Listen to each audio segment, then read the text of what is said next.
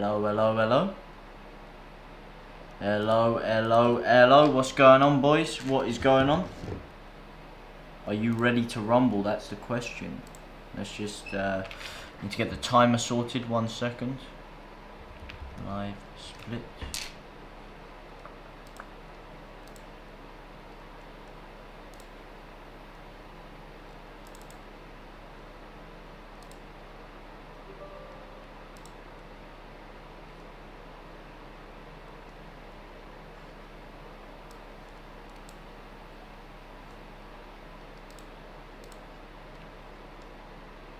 Hello, hello, hello. Who we got in here? You ready? This is it. The penultimate day of the season. So much rests on today. Hello, hello, hello. Let me just get this ready.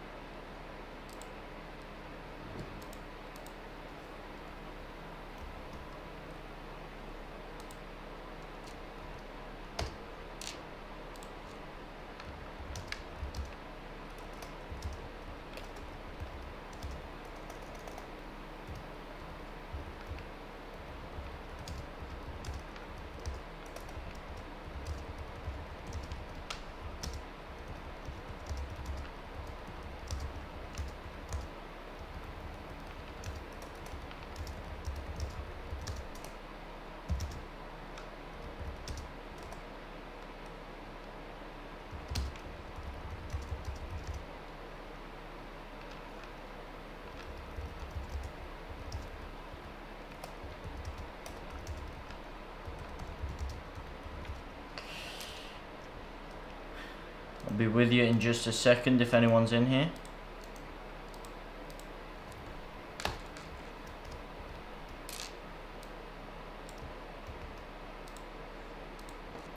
Need to get that tweeted out, and I need to do that. Spurs are actually on the attack here. It's given to Heung-min Son, who gives it to Dele Alli, chips it straight into the defender's head there. That is absolutely woeful, catastrophic, I might go as far to say, from Dele Alli.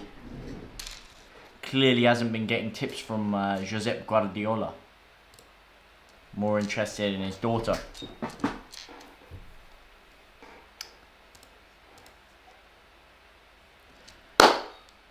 Prediction. Prediction for what, pal?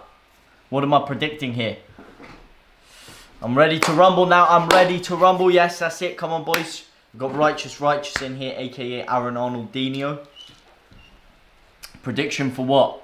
I predict that Liverpool are going to get Europe. That's what I predict, first of all. I predict Liverpool will get Europe. I predict this game that Aston Villa will win. But we've got a lot of games to cover today. There's a lot of stuff going on thick and fast. There's a lot of jeopardy at the top of the table. There's a lot of jeopardy around the mid to bottom of the table. The top 4 races on. Do you think Liverpool will do it? Do you think they'll beat Burnley? We got Arsenal, Crystal Palace. That's a big one. Will Arsenal secure their top half of the table finish, or will they falter near the tail end of the season? You got Everton, Wolves. Everton, can they make their last push for Europe, or will they yet again also falter in their battle against Wolves? You've got Newcastle versus Sheffield United. Sheffield United already relegated. Can Newcastle finish the season with a bang, or will it peter out, unfortunately for them? And then we've got Burnley versus Liverpool. The big one of the day, coming in at 8:15. And we're here to talk about all things football. Sit down for 3 or 4 hours and just watch some beautiful football on the screen. I'm going to try and get a multi-stream set up. I currently have the Tottenham and Aston Villa game on. However, I have a keen eye on all games going on so far. I'm about to start the timer in 8 seconds. 8 seconds to make sure. It's 5 minutes behind this timer, by the way. 5 minutes behind all of the action. There you go. The timer is ready. What fans have we got in here? Have we got any Tottenham fans? Have we got any Aston Villa fans? Have we got any Newcastle fans? Any Everton fans? Maybe some Liverpool or Man United fans? What fans have we got in here? What do we want to talk about, boys? Let's just sit down and watch some cracking games of football. There's only 2 games left of this Premier League campaign. An exciting, a thoroughly exciting Premier League campaign, might I add. It's had twists, it's had turns, it's had injuries, it's had jeopardy, it's had last minute changes, it's had unforeseen circumstances that would have never been predicted at the beginning of the year. And it's been a really one-off crazy campaign. And let's end it with a bang. Let's watch all of these last games and let's enjoy it while the Premier League is still here. Because when it's gone, we're going to miss it. And it's going to be gone for a couple months. We'll have the Euros. We'll have other stuff. But of course, we're going to miss the Premier Division of Europe's elite. Big games today. Let's have a look at the Everton-Wolves lineup. Everton starting, of course, in a 4-4-2. Calvert-Lewin and Richarlison up top. Can Calvert-Lewin score some goals? Can he overtake Patrick Bamford in the goal-scoring chart, become the highest goal-scoring English striker in the Premier League? Or will he falter yet again? We've got Richarlison starting up front. Richarlison, it's been a bit of a hit and miss season with him. If we've got any Everton fans in here, what are your thoughts on Richarlison? Would you want to keep him? Would you want to sell him and potentially get some cash? Obviously, Barcelona came in just a few years ago with an £80 million offer for Richarlison. Right now, you're probably looking at his form and saying you'd snap your hand off for that. 2-0 Tottenham. 2-0 Tottenham, Atomic Puppet. So you reckon Tottenham will secure themselves European football, yeah? Me, obviously, you know I have an invested interest in this. I don't necessarily want that to happen. Not that I'm a crazy Villa fan. But obviously, because there's still a slim chance my boys, Leeds United, might just sneak in to the last top table. Sneak into Europe. 2-0 Tottenham's a good shout, though. I think Villa will do it today. What gives you confidence in this Spurs side? This Spurs side, they look weak to me. They look sloppy. And Jack Grealish is back. The Greel deal is back. Back in action for Aston Villa today. Currently, Tottenham are the better team, though. They are on the front foot. And Bergwijn has absolutely rifled one into the top right-hand corner of the net. You may have been right with that 2-0 Tottenham because Stevie Bergwijn has just leathered one into the top right-hand corner. Spurs fans sent into, well, I would say delirium, but they look quite placid, to be honest. No way they make in Europe. Are you talking about Leeds there? Or are you talking about Tottenham? Because, I mean, Tottenham are already basically guaranteed Europe. But the big question is, will Liverpool make top 4? That's the big question. Now, let me get my scoreboard up. It's a lovely goal by Stevie Bergwijn in the end. A lovely finish. Rocketed right into the top right-hand corner there. He gets it. It's shocking defending from Villa here. So you've got Nakumu, who's just tapped it away. McGinn puts about as much resistance, to quote Mark Goldbridge again, as a Poppadom catching a bowling ball. Gets completely shrugged off by Steven Bergwijn there. And once the ball bounces there, there's only one place the ball's going. And it is the top right-hand corner. What do you mean Tottenham won't make Europe? Do you mean Tottenham won't make UCL? I know Tottenham won't make UCL. That's no questions asked. But they could still... They've made Europe. They're pretty much guaranteed. If they win this, then they're guaranteed Europe. I'm pretty sure. Because the only chance Leeds have is if Tottenham choke. If Tottenham choke, we're in there with a chance. But you're right, it is very unlikely that we can. But where there's a will, there's a way. Everton? Are Everton leading as well?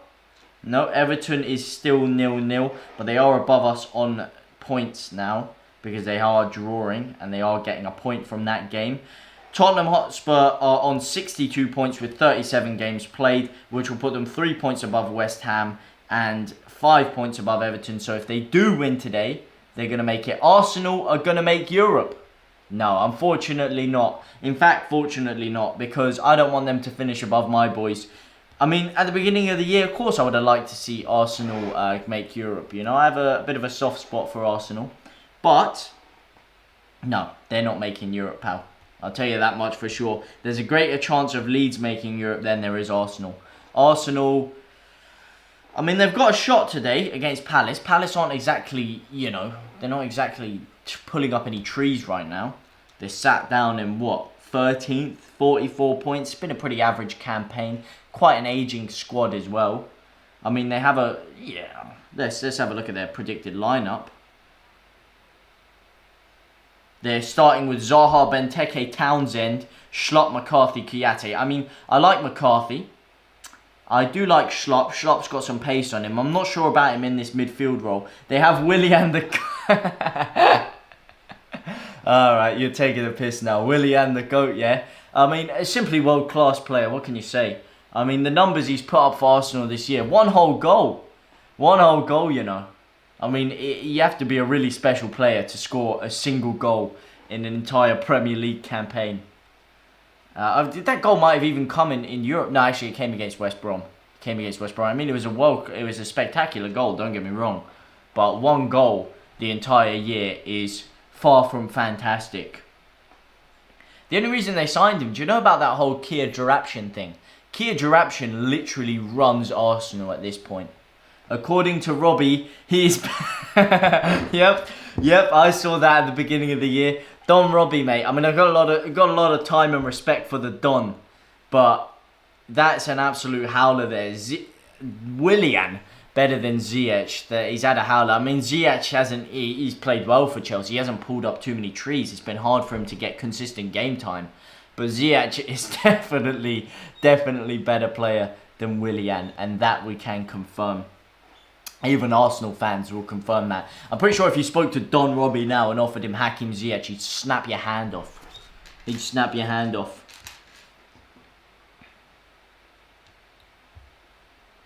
do you think will come 6th, 7th, 5th, 6th, 7th and secure Europe then, Atomic Puppet? Because for me, I think West Ham will get 6th, Leicester will get 5th. And Leeds will sneak into 7th. Where there's a will, there's a way. I need an absolutely crushing victory from Villa right now for that to be the case. But anything could happen. In fact, boys, you know what time it is? It's accumulator time. It's accumulator season. It's time to make some money. It's time to make some dosh. Alright? We need to put an accumulator on all these games. What do I? I'll get you to help me with some of these. All right. So we got the Premier League. Crystal Palace, Arsenal. I think I'm gonna go for a Crystal Palace win there. Burnley, Liverpool. I'll go for a Liverpool win. Who out of West Brom and West Ham should I go for?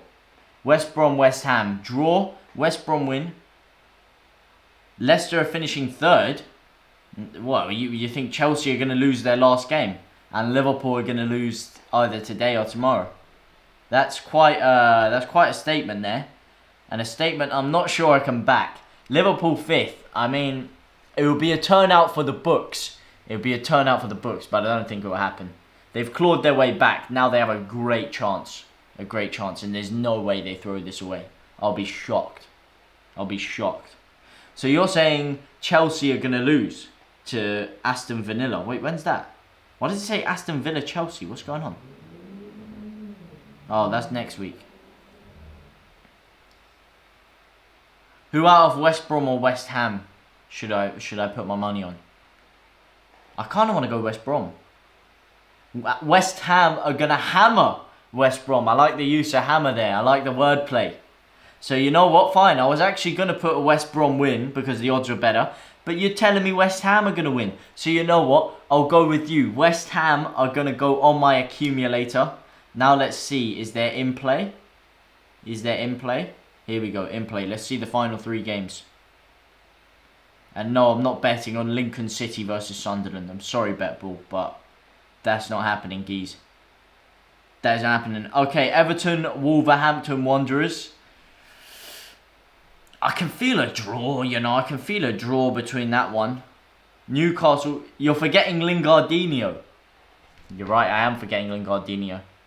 But you said you didn't want to sign Lingard. You said you wanted to. You wanted to sell him. So that's all I'm saying, mate. You know, seem to have changed your tune a bit there. I love Lingard as much as the next guy, and I think Lingard could be the real deal.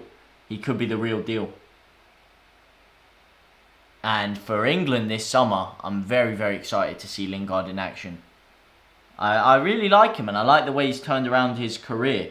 Turned around his career in the public spotlight, that is, because everyone was hating him, everyone was doubting on him. I think I am going to go for a Villa win. And then there's the last one, obviously, Newcastle versus Sheffield United. You would sell him. There you go. See? But if he's so good, why would you not want to keep him? I think he could be a valuable asset for your team. But I think he does need more consistent game time, to be honest. I think the right move for him is to sell him. And it's probably, in retrospective action, is probably best for both parties involved, isn't it? It's probably better for you guys to sell him. It's probably also better for him to be sold. Because, let's face it, he's not getting too much consistent time for you lot. What role is he going to play in? Is he going to play off the front three? Not really. Not really. You want to bread Greenwood in there. You want to give Cavani time up top. You've got Rashford coming in there. Yeah, he's not going to get game time, exactly. And I feel like he needs regular game time to develop. As he's shown at West Ham, when he is the bigger fish in a smaller pond, he's really shined, Lingard. And another thing also, he's not so emotionally invested into West Ham as he is Man United. He's a massive, massive Man United fan.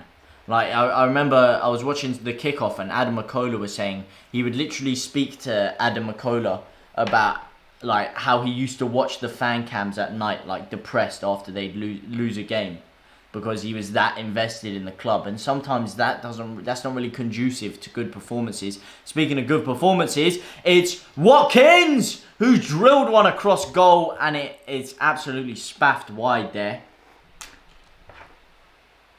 Yeah, you do need to strengthen other parts. He's not going to get game time, and strengthen other parts of the team if we sell him. Yeah, that's absolutely correct. I'd use the money for a DM and a centre half for Man United. Like I say, that is where you need strengthening. That is where you need bolstering the squad. Newcastle, Sheffield United. Do I back Brucey? I'll back Brucey. And for a £3 bet, it's a possible £2,600 return. This is the accumulator of dreams, I'm telling you. If you want to bet along, then follow me on BetBall.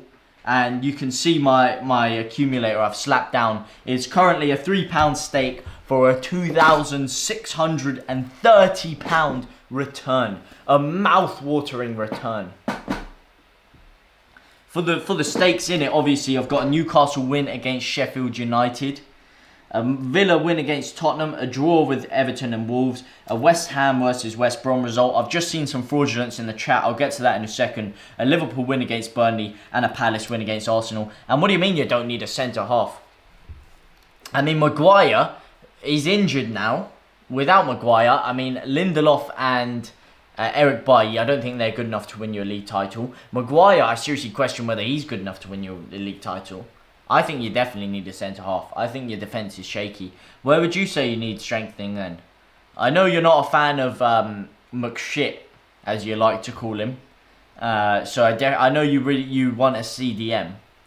But why would you not want a centre-half? Surely I thought that would have been one of the most pressing areas for Man United currently. Is a centre-half.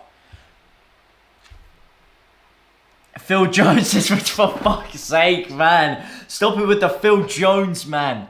With the Phil fucking Jones. Oh, I'm done. I thought you were being serious for a second there. I thought you were actually being serious. And now you're coming at me with this Phil Jones. Oh, mate. Yeah, let me guess. What? Phil Jones and Chris Smalling coming to partner each other next year and win you the Premier League. Yeah. Villa on a promising attack here, though. Region? Oh, would you believe it? Region Don. The regular Don, more like. He's just absolutely spaffed it into his own net there. No wonder why Tottenham fans are crucifying him right now. The ball's come in. It's a terrible cross. And Region has just shanked it into his own net. Oh my days, that is ridiculous. CDM right wing and right back. What, you don't like Wan-Bissaka? I thought Wan-Bissaka was England's best right back, mate. That's what I'm hearing from a lot of Man U fans out there, is that Wan-Bissaka's the real deal. Wow, that's surprising. That's a different outlook on it, to be fair. I thought you'd want to persevere with him for at least another year, you know. Offensively, he's a bit questionable at times. He's definitely improved defensively, in my opinion. He looks a bit more assured in his attacking play. defensively, you know, his recovery tackles are fantastic. You know, whether it depends how you see the game. Some people see it that he's making recovery tackles because he's making mistakes in the first place.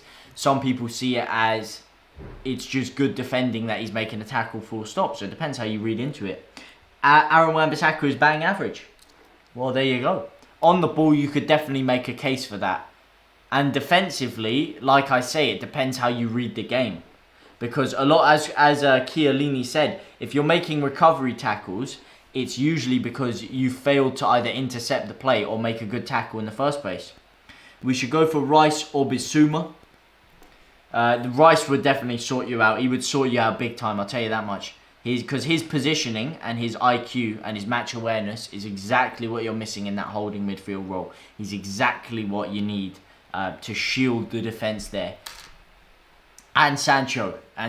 Yeah, again, with Sancho, what it is, I feel like you have a very, very good squad of very good attackers and very good midfielders. And then you've got Bruno, who's exceptional, in my opinion. But what you miss is that one lightning player, that one world-class player, the player that can just completely change a game by himself. Like when you used to have Van Nistelrooy, or a Ronaldo, or a Wayne Rooney, a player that can just turn the game by themselves, Sancho. And do not sell Daniel, well, you can try and sell Daniel James to Leeds, but I'll tell you something, Daniel James is not coming to Leeds. He's not coming to Leeds one bit. But like I was saying, Sancho is that player. Sancho is that elite player that could really, really help bolster your attack. But no, Daniel James is not on his way to Leeds, pal. Daniel James is definitely not going to Leeds. And they're having another look at that Reggie on own goal. That is an absolute shambles. Have you got any of these games on, Atomic Puppet? Or you just got a keen eye over all of them? Or do you have one of them specifically on here? If anyone is watching this game, let me know what you're thinking about it. Right now, I'd say it's a pretty even game. I'd say Villa are growing into it. Grealish now looking dangerous. Plays it out to McGinn. And that's a woeful cross again. And Watkins is in there. Villa are really piling the pressure on here. Tottenham are looking very, very shaky. What centre half would you recommend United buy? Now, obviously, there's Konate. He's the hot topic on everybody's lips right now. But he's going to... Ooh, what a whip by McGinn. He's going to Liverpool.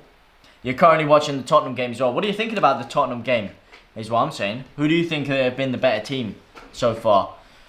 For me, I think Konate would be good. But he's going Liverpool, like I said. You may want a Premier League assured defender. I think Ben White. Ben White is someone who nobody's talking about. And if you could go for one centre-half in the league, a guy I'm gutted that Leeds didn't manage to keep is Ben White. Ben White would sort you out big time. He's quality on the ball. Off the ball, his positioning and his IQ is second to none. He's very athletic. He can come forward with the ball very, very well. And I would definitely get Ben White. And I feel like if you are going to persevere with Maguire, then you need someone with legs, you need someone with pace, and you need someone with a lot of composure. And Ben White is exactly that. Villa growing into the game. Exactly, they are. First 5 minutes or so, it looked like Tottenham were definitely the more dominant team. But as the game is going on, Villa are growing into it. Grealish is starting to look a bit more dangerous. And more, I'd say, Tottenham are looking more shaky. The cracks are starting to appear in Tottenham's play. And it could be ropes for them next year with Harry Kane gone. Who would you guys suggest that they replace Kane with? Who would you suggest that they should replace Kane with? Because obviously I've heard talk about Gabriel Jesus yesterday. TalkSport were banging on about Gabby Jesus. I'm not sure he'd want to go to Tottenham, to be honest. And I'm not sure he's the right player for Tottenham Hotspur. Depends who they get. White. You don't know much about Ben White. Well, I'll tell you something about Ben White. He can not only play centre-half, but he can also shield in that CDM position. If you ever did need an extra player to cover in there, say McTominay got injured or Rice got injured or something, he can slot in there. Not only that, because Declan Rice is such an intelligent player, if you had him in CDM and you had Ben White in centre half, the good thing that Ben White does is he can swap positions with people. He can comfortably come and sit in that midfield role and dictate the game. So if you had a case where he was coming forward and you had Declan Rice slotting him behind and shielding him behind, that would work very well. That's what happened with Leeds when we had Calvin Phillips and Ben White, and they would alternate all the time. And now Ben White's at Brighton. He showed he can play further on the right in a 3. He can play centrally. He can play anywhere along that back line virtually and the midfield. He's so versatile and he's very, very class on the ball. Aguero, you said you'd go for in striker. I mean, you wouldn't be able to get your hands on Aguero, I don't think. That would be like a reverse Carlos Tevez maneuver. I don't think they'd let you get their hands on Aguero. But I do. The funny thing is, do you guys think Aguero is going to go? Tottenham. Why did I think you were saying about Man U? Yeah, Tottenham Aguero. I mean, it would be a good fit for Tottenham. To be fair, he's definitely he would be a good replacement for Harry Kane. Depending on the system, they might not want him to run so much and do as much pressing. So he could fit in there very well. It'd be quite exciting. And I feel like, although there's been rumours of him going to Barcelona and playing alongside Messi, which is where I do think his destination will be, there's been a lot of talk about him staying in the Premier League because, of course, he is closing in on Alan Shearer's goal-scoring record. He's also closing in on Wayne Rooney. He's very close to overtaking him as well. Unfortunately for him, he's not going to be able to overtake Wayne Rooney's record of goals for one club because he's not going to be at Man City. But he can still break the goal-scoring record for the Premier League. So I feel like his preference may be to stay in the Premier League. I don't know what you guys think about that. Because what other places would he go? I mean, Tottenham, like you say, that looks like probably the best destination for him. There's been rumours of him coming to Leeds, but again, I don't know if he has the legs for it at this stage in his career. I don't know if that's what we're looking for. I don't know if that's what he's looking for. But Tottenham would, that's an interesting shout. That's an interesting shout, Aguero to Tottenham. And it could work because he's got experience and he knows what it's like to win. He can bring that winning mentality into Tottenham because that's what they're missing right now. They have a lot of very, very high quality players, youngsters like Lo Celso and Ndombele are two of the best midfielders in Europe, in my opinion. Real Madrid, use your buyback clause, please. Not happy with Reguilon at all. You've been quite a critic for Reguilon as well over the months and years, Morgan. So he's come back to prove you right here. That was an absolute shocker of an own goal, an absolute shocker. It was a terrible cross in the first place. I don't know what the hell he was thinking, shanking that like that into his own net. It was an absolute rotter. Let's have a look at the other games of the day. Newcastle are drawing with Sheffield United. We've got Everton and Wolves still drawing. Wolves dominating possession against Everton. That's quite an interesting one. Wolves have been shocking. Speaking of being a Leeds fan, I'll be right back. No worries, Atomic Puppet, mate. No worries. Going to get a drink or some food. This is a long stream here. We've got 3 or 4 hours of football. If anyone needs to go, get some snacks, get some drinks, feel free to do so. Feel free to do so indeed. But Morgan, mate, tell me, who would you get in left back then? If Reguilon Don is not doing the business for you. Who would you get in there? I mean, let's be real here. You're probably going to need a right back and a left back because Doherty's been very, very useless. Oh, Ice Bergwin's in here. And he's failed again. You've got left back Reguilon. Probably not going to choose to keep him on loan, are you? He hasn't been too great. Rather have Danny fucking Rose, mate. Who wouldn't rather have Danny Rose? Danny Rose is quality, Rumour has it Inter Milan were after him in the summer. Real Madrid. And somehow he ended up at Newcastle. I don't know how that happened. No, I mean, Reguilon, look, at the beginning of the year, Reguilon started like a house on fire, man.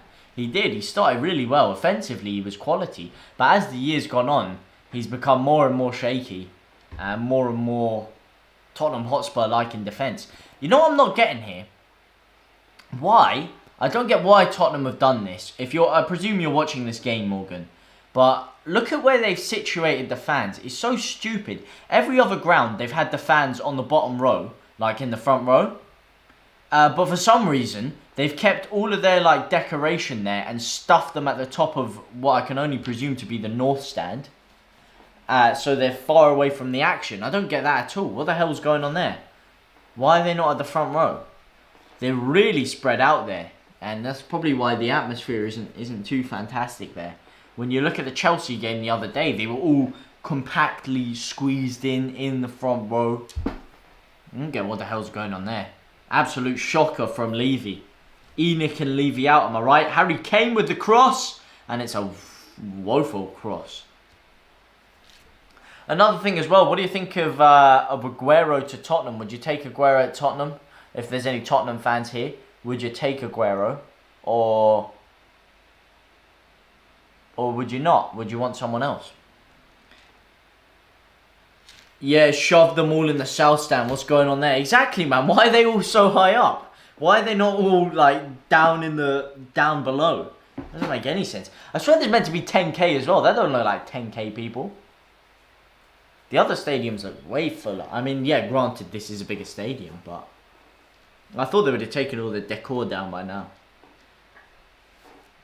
Levy really doesn't have a clue what he's doing.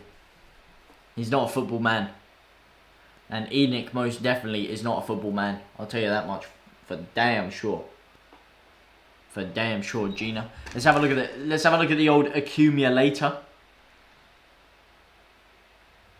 The accumulator, let's see. What are my bets? What are they looking like right now? Levy wants the fans as far away as possible. I'm not surprised, mate. I'm not surprised. The fans would absolutely tear him a new one. I say get him out. I say get the Glazers out. I say get FSG out. I say get Abramovich out. Sheikh Mansour. I mean, Sheikh Mansour and Abramovich probably less pressing, but still, Sheikh Mansour probably get him out. Glazer, FSG. Who was the other fraud in there? Kroenke, get him out as well. Get all these muppets out of the game. That's what I say. Villa on a dangerous attack here. Grealish, is it? Losing the ball again. McGinn now. Lovely cut inside by McGinn there. He's got Watkins in front of him to his left. McGinn stumbling and he rips a shot. That is really, really poor. That is poor. What are you playing at, McGinn? What are you playing at, mate? You have 3 or 4 options on there and you slow it down and just rip a shot. I mean, I admired the effort, but it was always rising. It was always going over. As they show an attack here. Let's see this chance. It's cut back by Huy Busquets. And he's just been absolutely done up by Tyrone Mings there. Tyrone Mingstagram. Everton Wolves game still 0-0. Just half an hour until the Arsenal Crystal Palace game. So have a look at the old lineups. Let's see who Arsenal are deploying. Arsenal will have Pierre-Emerick Aubameyang up top. Emil Smith-Rowe in a 3 with Saka and Nicolas Pepe. Nicolas Pepe, who in my opinion is Arsenal's best player. And he's starting to show it. He's starting to grow in confidence as the season goes on. Everyone seems to hate him. Everyone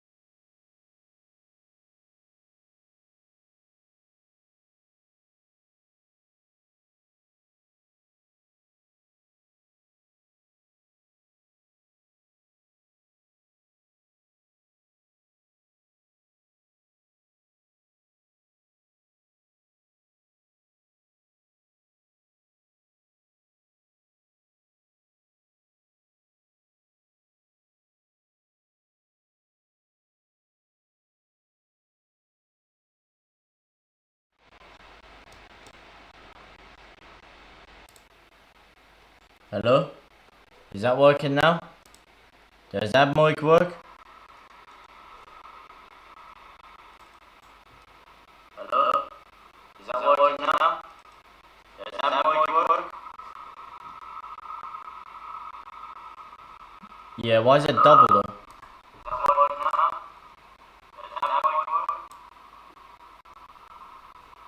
Why is it? There's double. I mean, my mic's working. Alright, well, hopefully this double sound goes. Why is it? There's double. I mean, my mic's working. Well, hopefully this double sound goes.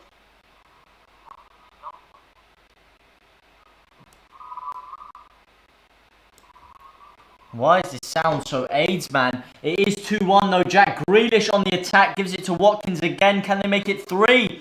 Villa now on the attack. Why is this sound so AIDS, man? It is 2-1 though. Jack Grealish on the attack. Watkins again. Can they make it 3? Villa now on the attack. Yeah, my sound is really weird for some reason. Let me know if it's still so choppy. It's currently 2-1 to Aston Vanilla. Let me just update that score for you. I don't know why my sound... It's currently 2-1 to Aston. Let me just update that score for you. Is that better? I don't know why my sound... It's currently 2-1 to Aston. Let me just update that score for you. Is that better? I don't know why my sound... Currently 2-1 to Aston.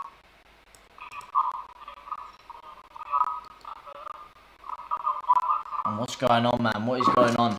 This is absolutely carnage. I'm sorry if anyone's joining me for the audio technicals. We will get this fixed. It's just absolutely messing up right now. 2-1 to Reggio. I'm sorry if anyone's joining me for the audio technicals.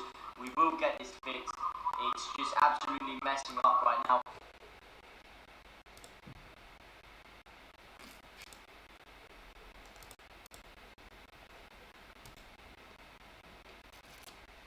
Huh. I don't get what's going on. It's like bouncing. I don't get what's going on. Is this good? Is this cleaner? It's like bouncing. Because I can hear it's like choppy. Is this good? Is this cleaner? Because I can hear it's like choppy. I don't know if that's just me though. If that's just my sound. Watkins there. Let's have another look at this Watkins goal. That is shocking defending from Reguilon now that you mention it. That is absolutely catastrophic defending from Reguilon. That is absolutely woeful.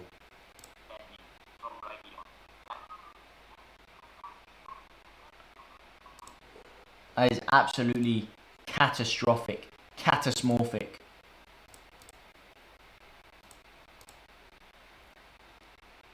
Ryan Mason is sat there in absolute, not delirium, but more like the antithesis of delirium. He is not a happy bunny. Not delirium, but more like the antithesis of delirium. Here we go, boys. I hope this is less choppy now.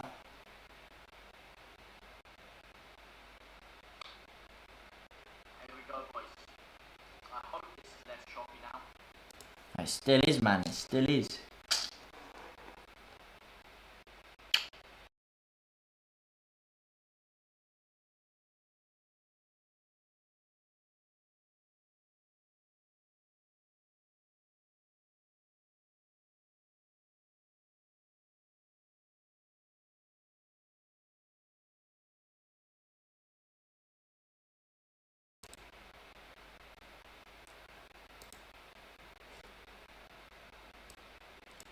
Yeah, well, that's it. I don't know how to deal with this choppiness.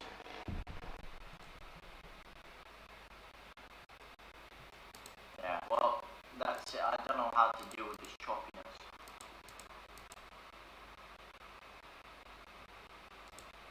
Yeah, well,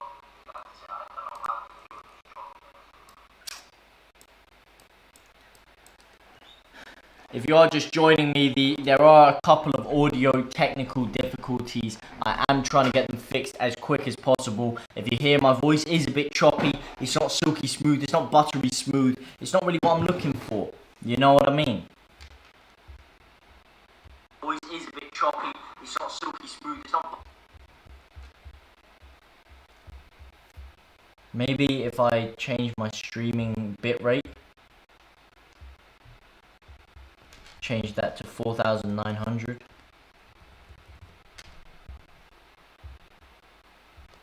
Maybe that helps it. Hopefully it does. 4,900. Hopefully it does, but it's the audio. That's what's getting me wrong. Jack Grealish on the attack now. Hopefully it does. Jack Grealish coming through. Can he make it 3-1 to Aston Villa? Gives it out to the central midfielder. It's back to Grealish. Grealish now on the wing. Dragging back. They're trying to play out for half-time now, Villa. They really are. Traore coming bursting through, though. Traore still, and he's falling over his own legs, man. Half-time now, Villa. Falling over his own legs. That is absolutely shocking. He was in there like swimwear. He had a great chance to score, and he's just absolutely choked it.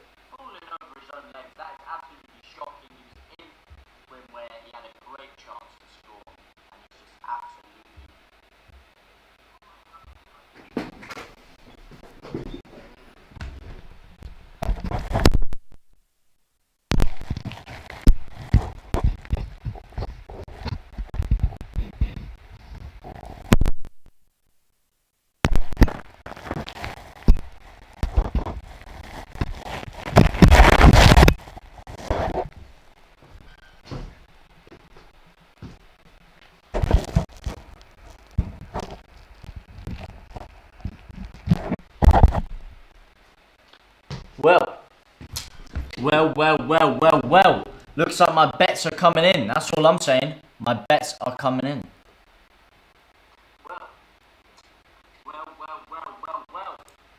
My bets are coming in, and they're coming in hard and fast. Aston Villa winning 2-1. Let's have a look at the other games of the day. We've got 0-0 in both the other games that have already kicked off right now. Sheffield United, of course, drawing 0-0 to Newcastle, and Everton drawing 0-0 to Wolverhampton Wanderers. United, of course, drawing 0-0 to Newcastle, and Everton... Let's have a look at my accumulator.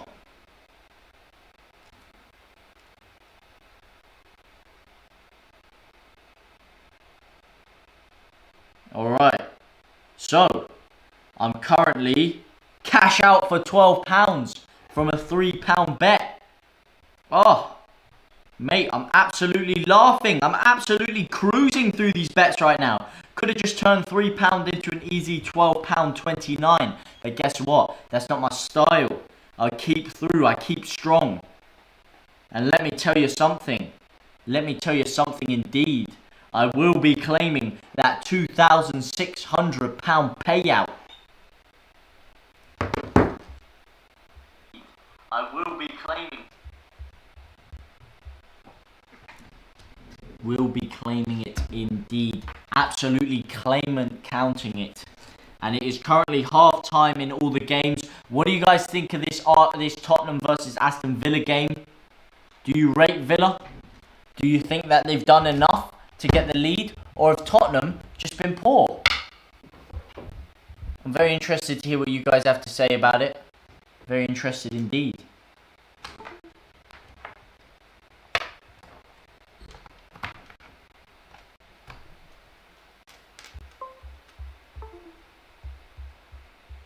Very, very interested indeed. Bap, bap. Bap, bap goes the tap. It's it, half time. GG. Who would you make changes for in this first half? Let's have a look at the Tottenham Hotspur bench and see who you'd possibly take on, who you'd take off. I think Ali has played well. I think Reguilon, like you say, he's been poor. But who do you bring on for Reguilon? Do you bring Serge Aurier in? Do you bring in Doherty? Not really. Lamella could come in and change things up. Lamella's a bit of an impact sub. He's someone who could definitely change the game. But would you take him on for Son or Bergwijn? I think Bergwijn's probably outperformed Son today. I don't think Son's been all that fantastic. Who could definitely change the game. But would you take him on for Son or Bergwijn? I think Bergwijn's probably outperformed Son today. I don't think Son's been all that fantastic. Who could definitely change the game. And my audio is now popping. So I don't even need to worry about that because my audio is good now. The audio is good. We're good. We're ready to rumble. It's half time in the first 3 games of the day. Of course, there are a lot of games to cover today. A lot of football to be watching. It's currently 1-0 to Newcastle United. Joseph Willock has just put Bruce's side ahead. Bruce Ball in full steam and action. Joseph Willock has done the business. And hang on a second. Oh, my accumulator is absolutely laughing. That £3 bet is now £21 cash out. Oh, mate. I've got my 3 games are on the buzzers right now. I have a Villa win against Tottenham Hotspur. That's coming through. I have a Newcastle win against Sheffield United. That's currently coming through. And a draw between Everton and Wolverhampton Wanderers. And that is also currently coming through. How's the bacon? Did you say the bacon is not only ripe, but it's crispy, it's fresh, it's succulent, just the way I like it. And let me pause that timer first of all. Let me get that Joseph Willock goal up right now. Let's go through that. Let's have a little look at that. Spurs players booed off. Love to see it. I couldn't hear. I don't have the game sound on. That's class. That's what you love to see. That's why you need fans back. To tell these mugs who's who. So that when your team does have an absolute rotter, your players damn know about it. Your players damn know about it. No one's showing this goal right now. No one's showing this goal. Let me just go on Twitter, see if anyone's showing it. Willock goal. Come on, someone's got to show the goal. Oh,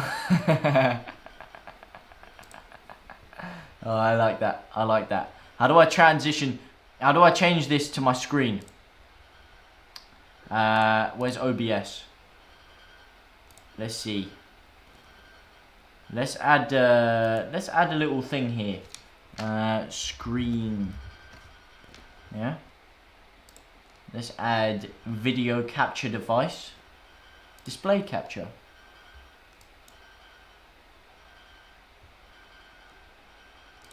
Display 2.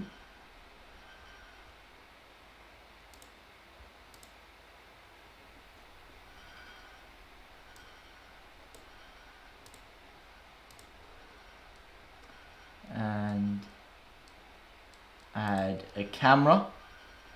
And 1 second.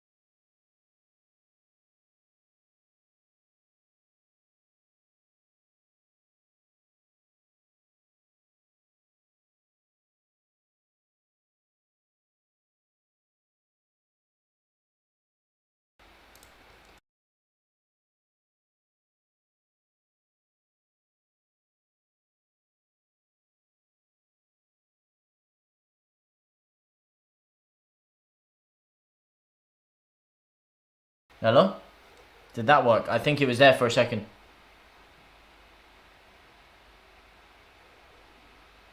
Hello? Did that work? I think it was there for a second. Yeah, shit. Oh, I didn't mean to get my OBS off. Alright, there we go. Sorry, my audio is... I'm such a muppet. I'm such a muppet.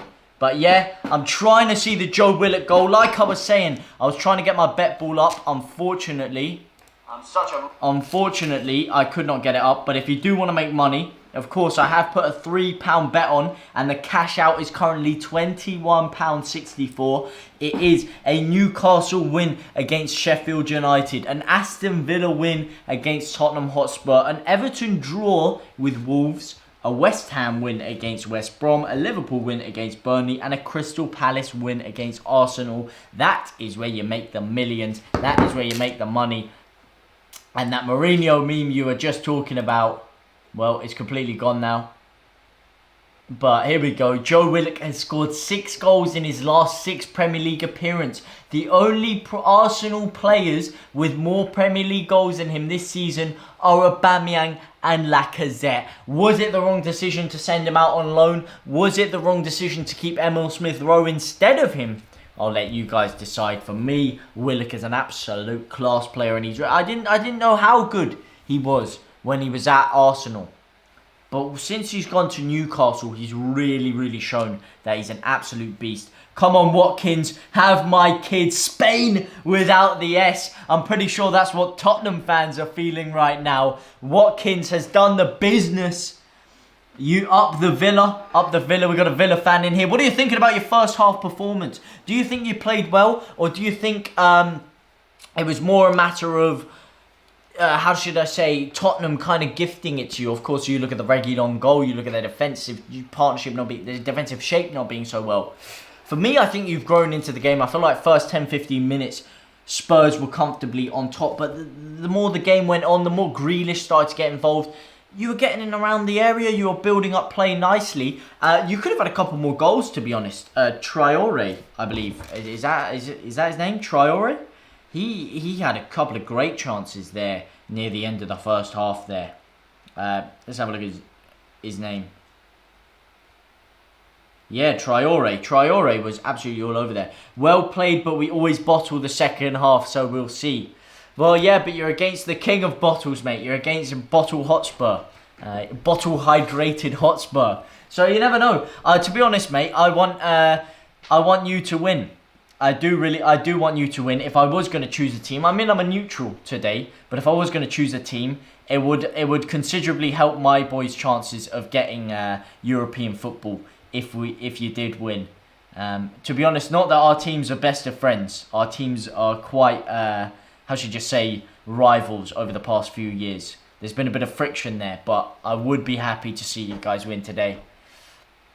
But I just want to see a good game of football more than anything. Good game of football, and it's good to see Grealish back. It's good to see Grealish back and fit. Is this his first game back, or has he been back for a couple of weeks? Do you know? I'm not sure if he had been playing. I hadn't really seen him so far, but today he looks kind of good. How would you evaluate Grealish's performance? Do you think he's played well today? Have a little look at...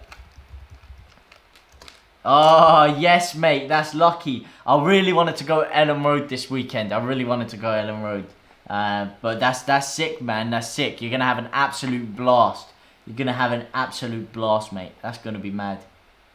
Who have you got on the weekend? This is his first game back in the starting 11. Yeah, that's what I thought. I thought I hadn't really seen him starting games. He may have come off the bench, like you say. But to be fair, for his first game, he's never going to be 100% fit. Never going to be 100% firing, but he'll be good. Chelsea at home.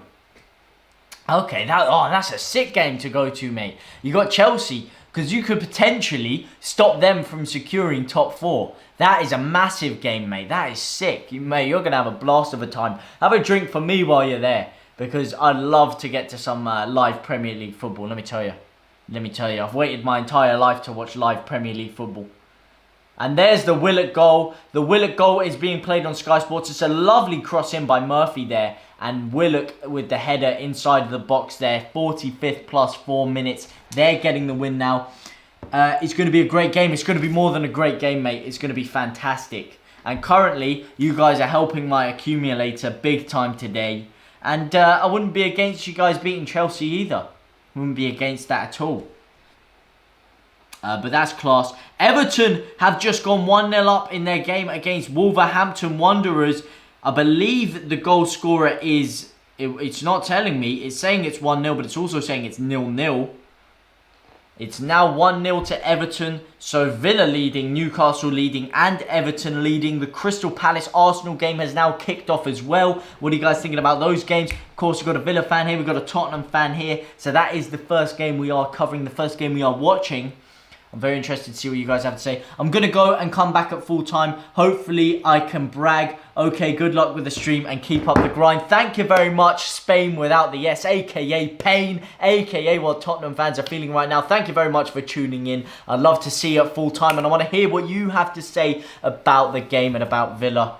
And I appreciate the kind words there. I appreciate it a lot. But the second half is starting. See you, mate. See you, mate. Have a good one. Best of luck in the second half. The second half is starting. Let's go over to our other screen now.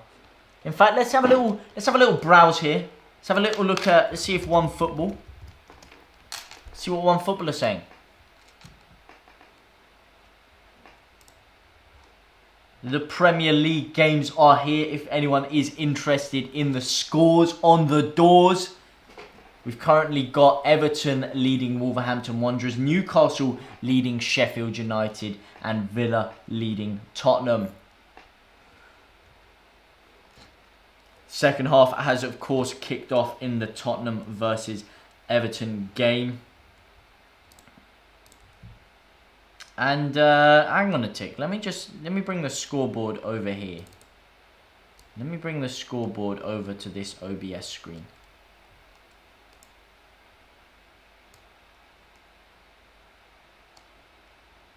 There we go. That's more like it. That is more like it. And this is going to be synced up to the time perfectly. Let me also add, let me add a display capture. Nope. That is completely the wrong thing. That is not what I wanted to do at all.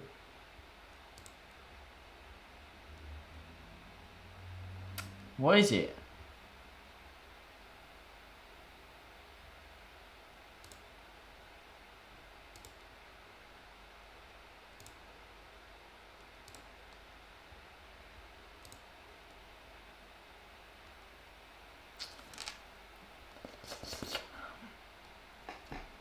Well, how do I get it up? How do I get it up? Timer. Okay, so it's that thing. Looks like I'm going to be right back with the Tottenham result. What do you mean back with the Tottenham result? Oh, be right with the Tottenham result. Well, what do you mean? It's currently 2-1 to Villa on my screen. I've got an El Ghazi corner. You may be a minute ahead here. Let me just add this window capture.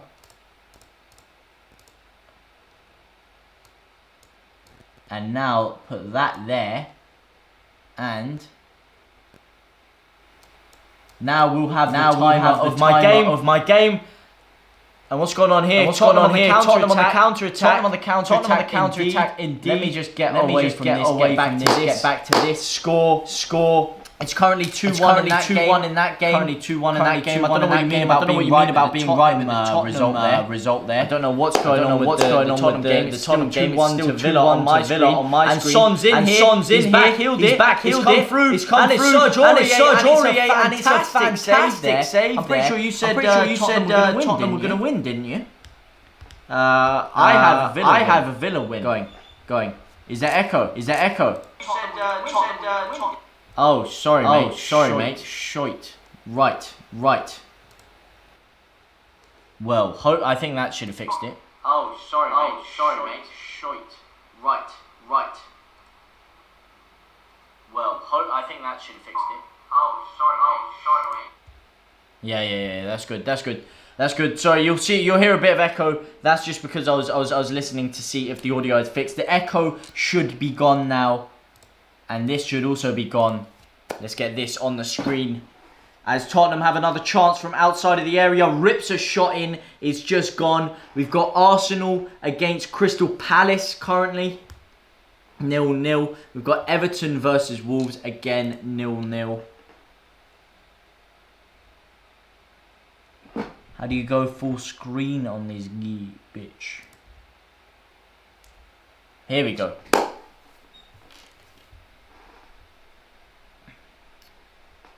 Yeah, the echo all gone now, mate?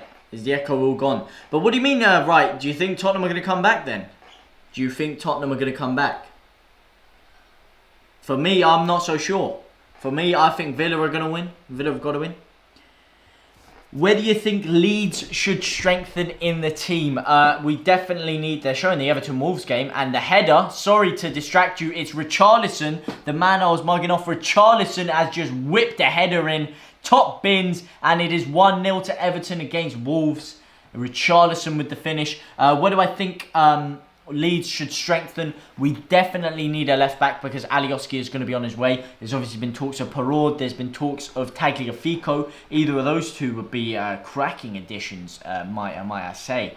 Especially under Bielsa. Could you imagine how well Tagliafico would develop under Bielsa?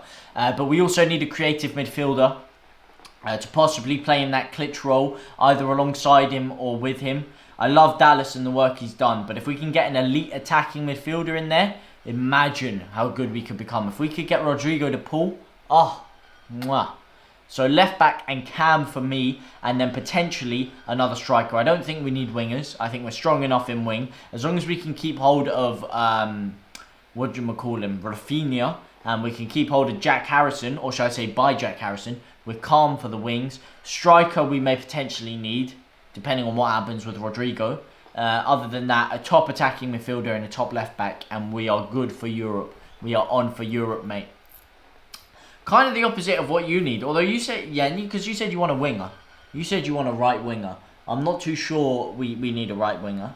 For you guys, I mean, yeah, if you could get Sancho. I don't think you need a winger per se, but if you can get an elite winger, then you obviously need that. Because you've got enough great players. You don't have enough certy players. Let's pause this as well, because this is actually 30 seconds ahead of the stream I'm watching. We have got the games here. What do you think about this look here with the scores here? Do you like this, or do you want me to put something else on the screen? Do you want me to go back to my original thing I had? And I've just realised that I'm completely blocking the Wolves game. So let me fix that for you.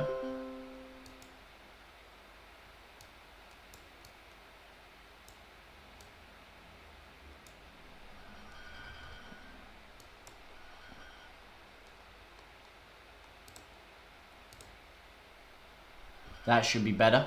I should be out of the way now.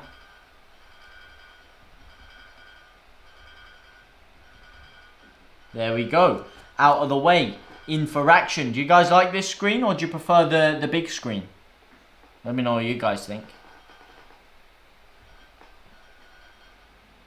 It looks cool. Well, thank you. I appreciate that, mate. I will get an overlay sorted. Obviously, you know, this is a bit average right now. I do want to get an overlay sorted for the future, so I can have all the scores on the sides. I can have, like, my face kind of in the thing. Obviously, right now, this is just a bit make deal with OBS. It's just a spur of the moment decision. But let's have a look at some of these other games here. Let's have a look a bit more in the Aston Villa versus Tottenham game. Let's have a look at the lineup.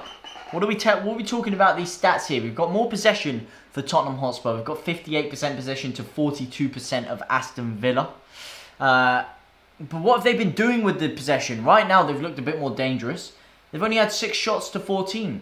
And they've only had 3 of those on target. Definitely more on target than Villa's have been in general. This is what I was saying. Villa have been very, very wasteful in front of goal at times.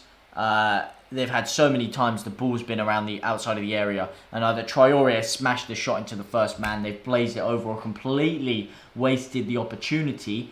But Tottenham haven't really been doing enough with the possession for me. In the second half, they've been a bit more offensively sound. Villa, who would you change here? Grealish in the number 10 role. He's looked frightening. The more the half's gone on, he's looked well. Nakamba, he's been one of the best players for me. I feel like he's played very well. McGinn he's been missing. I'm not too sure about him in this role either. Obviously, if we got a Villa fan here still, he'll let me know more about where McGinn plays and where he kind of runs the show. But yeah, that's this game. Let's go back to the other matches. Let's have a look at the Everton versus Wolves game. Let's have a little look at this. We've got 55% for possession for Wolves, but are they doing enough with the possession again? I haven't really had so much of a keen eye on this, so if anyone does know a bit more about this game, let me know. But to just dive into the statistics, the statistics, shall we say. More possession, less shots. I'd be interested to see where the possession is, if it's in their final third or if it's in Everton's final third. Let's have a look at the Wolves lineup that they're lining up with. And I can't lie, Wolves have been very, very average this year. As a Leeds fan, I'm kind of annoyed that we lost 2 games to Wolves back to back. Because they've been losing to everyone, man. They got smacked 4-0 by Sheffield United, man. It's 4-0 by Sheffield United. Absolutely crazy scenes there. But yeah, they're not really winning their duels. It seems like it's been a pretty average game in the midfield. So 1-0 kind of makes sense to me. It doesn't seem like anyone's really been the standout side. Again, let's see if we can have a look at their bench. Can we have a look at their bench here? Are we able to have a look at their bench? I want to see who they've got on the bench, man. You crazy fools. Well, we can't have a look at the bench. Can we have a look at the table? No, we cannot. No, we cannot. But as for the Arsenal game that has kicked off, if we've got anyone interested in the Arsenal game right now, it's 15 minutes gone. Arsenal absolutely dominating possession. Absolutely dominating possession by the looks of it. Currently getting outshot. I mean, it just does seem like Arteta ball, doesn't it? It does seem like Arteta ball. They can have all the possession they want, but Arsenal are not a very appeasing side to watch. But so far, so good for Palace's chances of winning. Again, this lineup, I'm not sure about this at all, Chief. This lineup is not doing it for me. What do you think about this Atomic Puppet? I know you're a big Saka fan, but for me, this lineup is not it. This lineup is not it. Why Gabriel Martinelli is on the bench and he's not starting here is beyond me. It's absolutely ridiculous. Absolutely crazy decision. I do not understand it. I do not understand it one bit. Let's see if the lineups are out for this game. We've got Chris Wood starting up front with Goodmanson, Westwood, Cork, McNeil and Brownhill in the midfield 4. Again, a very Brexit lineup here from Aston Villa, from Burnley. Another 4-4-2. Chuck Norris in goal. Tarkowski and me. What do you guys think about Tarkowski and me? Is Tarkowski England quality? Because, you know, I hear a lot of people saying, oh yeah, Tarkowski's got to start for England. He's better than John Stones. He's better than Harry Maguire. Tarkowski, for me, every time I've seen him, I mean, on the ball, he's all right. He's all right. He's probably one of the better ball-playing centre-halves, especially that they have. Off the ball, I don't see anything too special about him. He looks stagnant to me. He doesn't look athletic enough. He doesn't look nimble enough for me, Tarkowski. That's just in my opinion. Of course, they are also playing Charlie Taylor, who did have a stellar performance last week. Wasn't enough to stop them from shipping 4, though. Shipping 4 to the mighty Whites of Leeds United. Why is El Neni starting? Geezer, your thoughts are as good as mine. That's completely the wrong word there. I've completely muddled that up. It's your guess is as good as mine because I do not have a clue why El Neni's starting. To be honest, let's have another look at the Arsenal lineup. Actually, let's have another look. Indeed, why he's starting with Thomas Partey. I mean, Thomas Partey, I can understand. I can understand Partey, but El Neni. Let's have a look at the Arsenal bench as well. I can't find it here. But they have Dani Ceballos and they have Granit Xhaka. Granit Xhaka, for me, starts over El Neni every day of the week. I do not know why Granit Xhaka is on the bench. I do not know why Martinelli's on the bench. he's just average, isn't he? He's just average. I mean, yeah, sure they're playing Palace, but he's nothing special. He's nothing fantastic. Are the lineups out for this game? Pereira, this guy, actually, you know what, speaking of players, anyone could sign. If Leeds could sign an attacking midfielder or anything, or any Premier League club, you've got to be looking out for Pereira. This guy, he was saucy last year. He was saucy when he came from Portugal. And now, this year in the Premier League, again, on the ball, he is velvet. His touch is second to none. His IQ, vision and flair is elite. And I think this guy would be an absolute coup for anyone to pick up. An absolute coup indeed. And a player that definitely needs to be on the radar of all clubs. I feel like he could do a job for Tottenham Hotspur. He could really fit into that role. If they do get rid of Kane, maybe sign a Pereira and sign someone else to go alongside, to go just behind Kane and shield up a 2. Because I feel like in a second striker role, Pereira is very effective. Man City don't need him. Arsenal, he could do a job there. He's definitely better than Emil Smith-Rowe. Definitely better than Emil Smith-Rowe. Let's think. Who else is there? Who else is there? There's Arsenal. City, again, he wouldn't go there. Liverpool, he could do a job for Liverpool, but I don't think he fits into Liverpool's system well enough. He's not good enough out wide for me to play for Liverpool. But definitely, for Tottenham or Arsenal, Pereira is a big, big shout. Anyone should go for him. Man United, I'm not so sure. Again, because of the formation. I mean, you look at Donny van de Beek, he can barely play. I'm not sure he quite fits into the formation there. But he's still a good shout. And Leeds, I take him at Leeds. I take him at Leeds any day. This isn't refreshed for some reason. This is really weird. It's still 1-0 to Newcastle United. It still says it's the 4th minute of that game there. Again, I'm not sure about that. Let's do a little refresh on this. And there we go. That's more like it. That's more like it indeed. Still 2-1 in the Tottenham Hotspur Villa game, of course.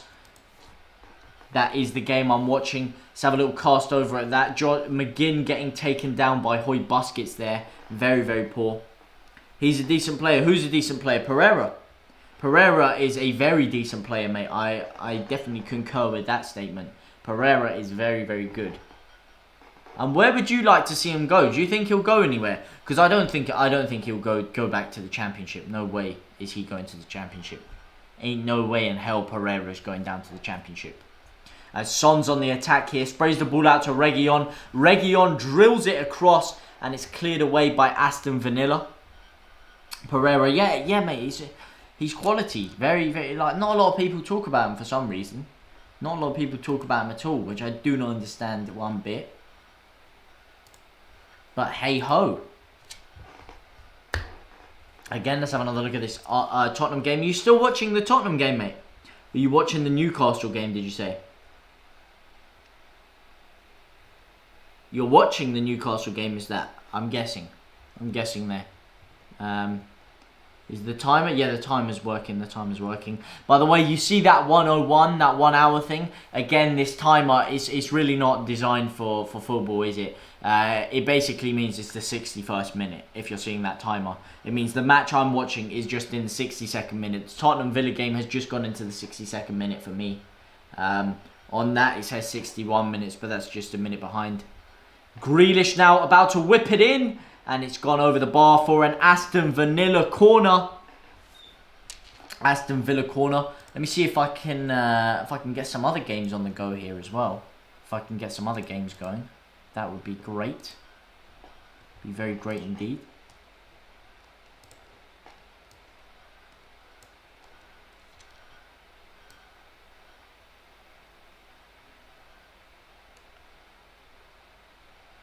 I just realised I'm covering the the Newcastle Arsenal game. I'm completely covering it. That's better.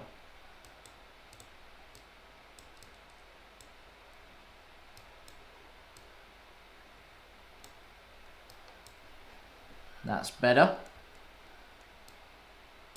That's better. No, Pereira can go to Newcastle. Pereira's better than Newcastle. Pereira is better than Newcastle, I'll tell you that much. He can set his sights a lot higher than Newcastle, mate. Newcastle, what is going on? I mean, they're ending the season well, but Newcastle fans are still not going to be happy with Steve Bruce. Let's have it right. Let's have it right. Steve Bruce, his football hasn't been the best. It's been a bit tripe. It has been a bit tripe. And I'm not sure Newcastle will really want him. I'm not sure. Newcastle would definitely want him. I'm not sure he'd want to go to Newcastle. They don't play good enough football for him, man. I could just see it being another Miguel Almiron situation if Pereira goes there. Because they do have very exciting players. They're just not getting anything out of them. Miguel Almiron, when I see him on the ball, he's very, very similar to Pereira. He's small, he's slight, he's nimble. He's got very, very good touch. Very underrated. Sure, in front of goal sometimes he's not as clinical as Pereira. Pereira's got a bit more composure in my opinion. Sometimes you see Almiron just rash at shots and just completely mess them up. Whereas Pereira, I mean, look at his goals against Chelsea. That sumptuous chip there. Or the other game, I think was it Man U where he scored a couple of fantastic goals as well? I'm not sure if it's Man U. It was really early on in the season and he scored some beautiful chip. The ball was coming across. It was crossed in and he just did it outside of the foot. Nonchalant flick, chipped over the goalkeeper. The guy has got untoward levels of talent. And I think unless if Newcastle change their owner, change their style of munition and their style of attack in the transfer window, I don't think that they are the destination for him. I feel like there are plenty of better destinations. But if you can't find anywhere else, I mean, maybe Newcastle. Traore now bursting through, and Traore, I said it once, I said it twice, that guy has been an absolute liability today, an absolute liability. Traore, you absolute muppet, yet again, he's cruising into the box here, he picks up the ball, McGinn gives him the ball, he's in acres of space there, lovely touch. And he walks so slowly into the box and then falls over his own feet and completely shanks the shot straight into the first man there. That is really poor. Watkins is in here though. Wally Watkins, he takes it calm. Oh, it's another absolute howler. It should be 3-4-1. Watkins is going through on goal, bearing down on goal. And he tries to take on the goalkeeper. And he just doesn't let the shot go. He just doesn't let the shot go. He completely rips the shot into no man's land. That is absolutely woeful. Absolutely poor there. Let's have another refresh of this. Still 1-0 in the Newcastle game. Still 1-0 in the Everton game. Let's see if I can do... Yeah, that's more like it. Get a little refresh action going on there.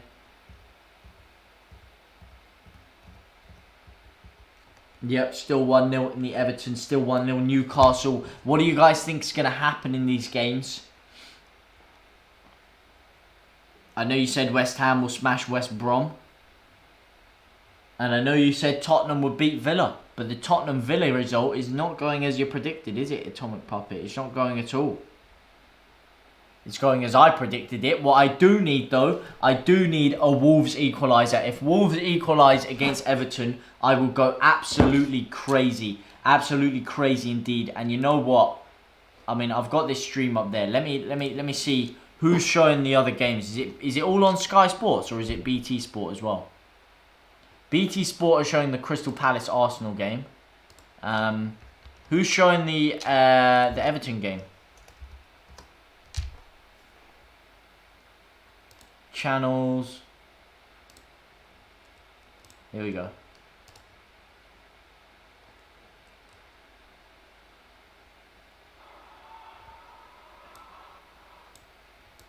Let's see. I'm going to quickly change over to that game.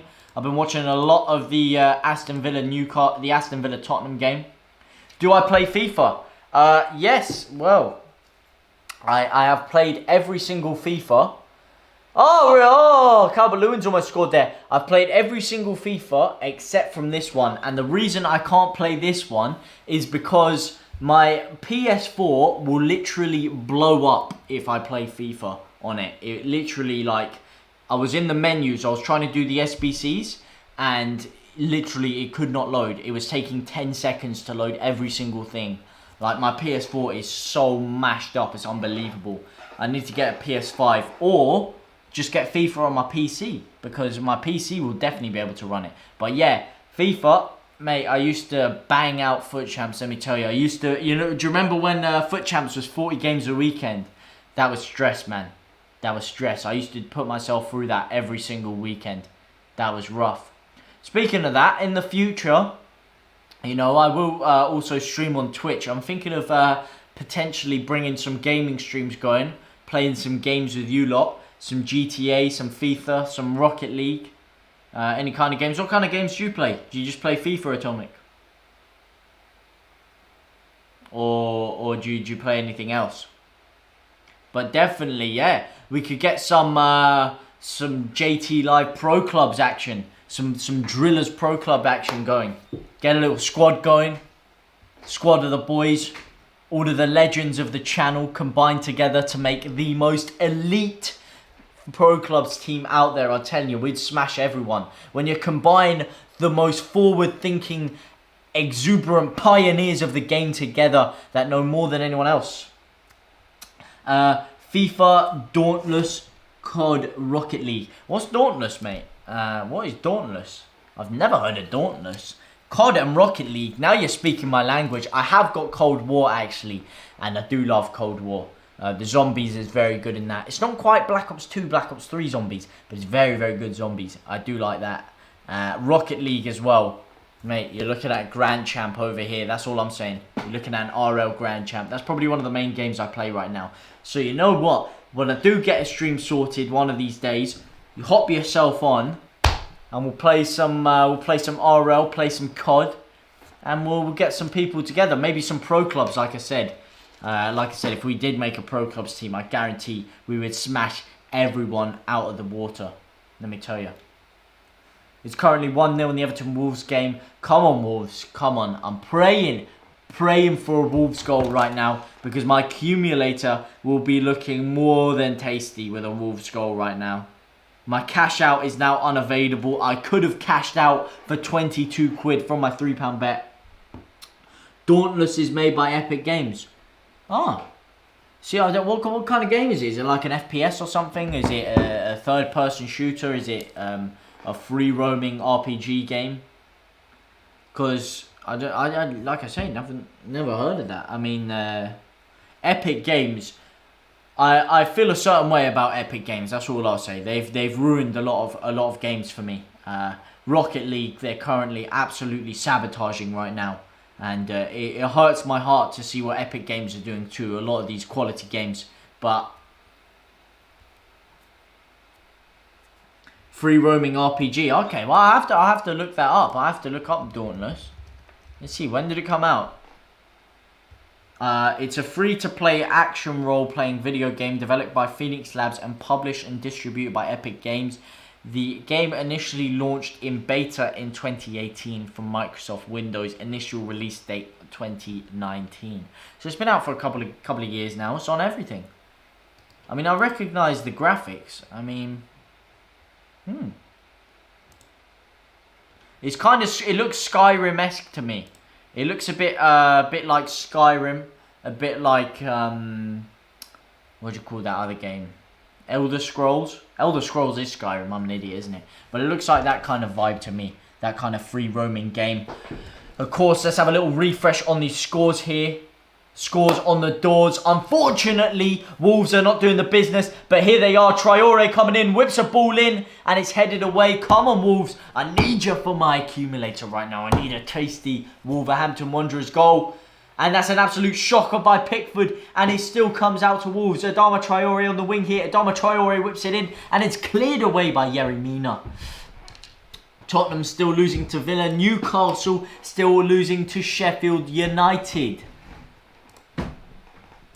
Newcastle still losing to Sheffield United. Let's have a look at what Twitter's saying.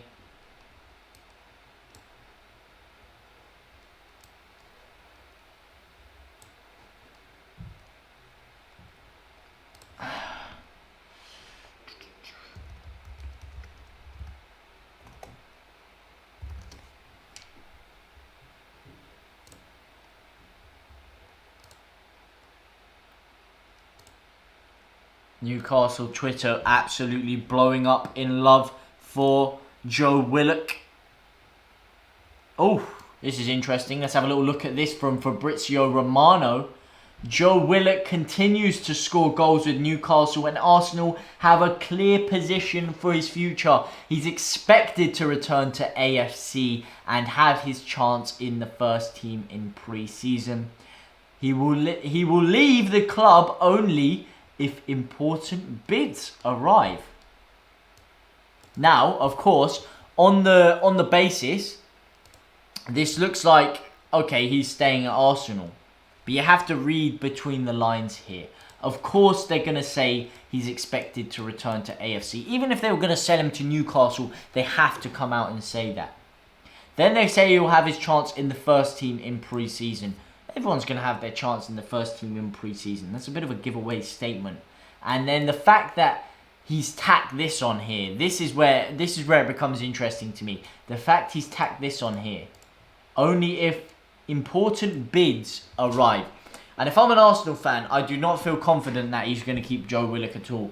These people don't know anything about football, the Cronkies.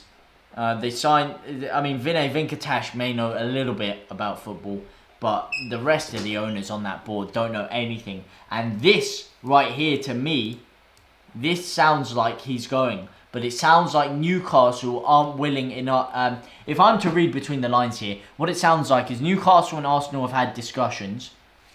Newcastle have offered a bit of dosh, but from the talk so far, they're not willing to pay enough to what Arsenal would consider a relevant bid. So when they put this out here, they're basically saying, look, he's shown his stuff for Newcastle, and now it's going to be a bidding war in the summer to see what clubs can get him. And what clubs would want him? I mean, to be fair, at Leeds, he could do a job. Like I said, we do need a creative midfielder. And we could do worse than signing a Joe Willock.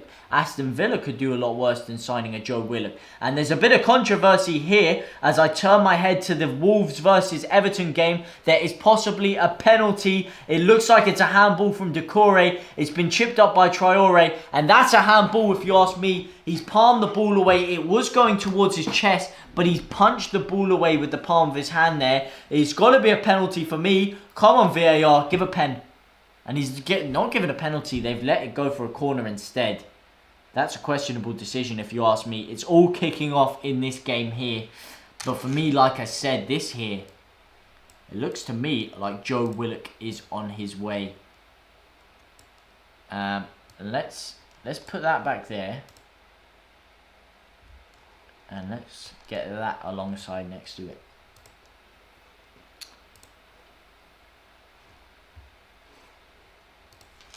Let's have a little refresh. Still 1-0 in the Everton Wolves game. And Arsenal have taken the lead. Atomic Puppet, you have to go now. That's absolutely no problem. It's been a pleasure speaking with you, man. Like I said, I will be back. I'll be streaming the Europa League final. And I'll probably be doing some streams before that. But I know you'll definitely be there for the Europa League final. That's the next one I know of. But thank you for coming, mate. It's been a pleasure. And I'll see you next time.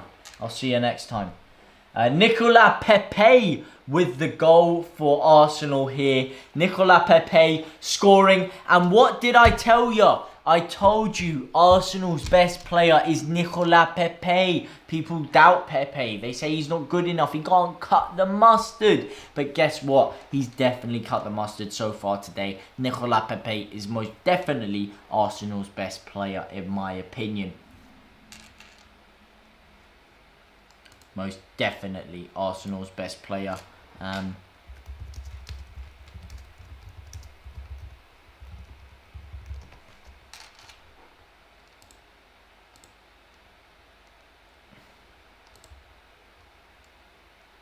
Most definitely Arsenal's best player. If you are just joining me, we are currently having an eye on all of the matches here. If we look here, Everton with a 1-0 lead against Wolverhampton Wanderers, which of course is very good for Everton's push towards Europe, making sure they can maybe just squeeze in there. Because if we have a look at the Premier League table, live Premier League table, Everton are very, very close to securing themselves at that top 7 finish. They are joint on points now with West Ham. If you look at the goal difference, they're just 6 goal difference behind them, and they're on 59 points. So if West Ham are to slip up, then Everton are very, very close to getting into Europe right now. Arsenal are winning. This is incorrect. They should be on 58 points. Aston Villa are also winning, but they can't quite catch the mighty Whites of Leeds United. This is the big one today though. Will Liverpool capitalise on their opportunity to go into top 4, or will they choke? Capitalise or choke? I'd love to hear what you guys have to say. I'd love it if Everton choked right now though, because I have an accumulator going on for $2.5 grand, 2.5 smackaroonies. So if Wolves could get an equaliser, I'd love that very much. That is, of course, the game I am watching right now. I was watching the Tottenham versus Villa game, but that staled out a bit. I decided to drop off a bit and turn this game on. Of course, I am keeping a keen eye on that score. Still 2-1 to Aston Villa. Arsenal there, it's showing on the screen. Nicolas Pepe with the goal, and I said it to all of you at the beginning of the stream. I said Nicolas Pepe is Arsenal's best player, and he's proved it yet again. Let's see if Reddit have anything to say about this. Let's see what r/soccer's saying.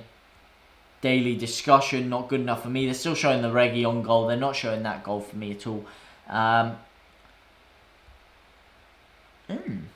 Interesting. Let's get the scores back up. Let's get the scores on the doors. And here we go. Wolves are on the attack here. It's drilled across, and Davies has flicked it away there. Davies has flicked it away, and it is cleared forward. And Everton are springing on the counter-attack through Richarlison. Richarlison losing out now. The ball's played across to Wolves. Wolves again now calm in the defence. They're not really... See, they're building the play up slow, Wolves. They're not hitting them quick enough. They're not being dynamic enough in their play. And they're not giving Everton enough to worry about, enough to think about. But here they are now, again, on the ball. Left back here, cuts it back inside. Ruben Neves now whips it in from deep. Fabio Silva falling on his arse. It's gone to Nelson Semedo. Nelson Semedo now takes it outright, cuts it back inside, cuts it inside again, and Richarlison just manages to get the ball away there. Wolves still piling on the pressure here through Pedro Neto. And now it's played out left. Now, here we go. Now we're talking. Now they're starting to spray the ball around more. Now this is looking more energetic. It's looking more exciting. It's looking more unpredictable. The ball is sprayed across to Adama Traore. It's now Nelson Semedo. Nelson Semedo on the ball. Gives it across to Adama Traore again. And he's lost the ball. Not good enough, mate. You clearly don't care about my bank account. That's all I'm seeing. Digne had him on absolute strings there. Absolute strings. Not good enough there at all. Not good enough at all.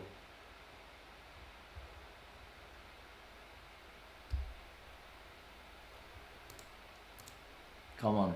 Come on. Show me some magic. I need Newcastle to hold off here. I need Newcastle to hold off. I need them to hold off big time. Big time.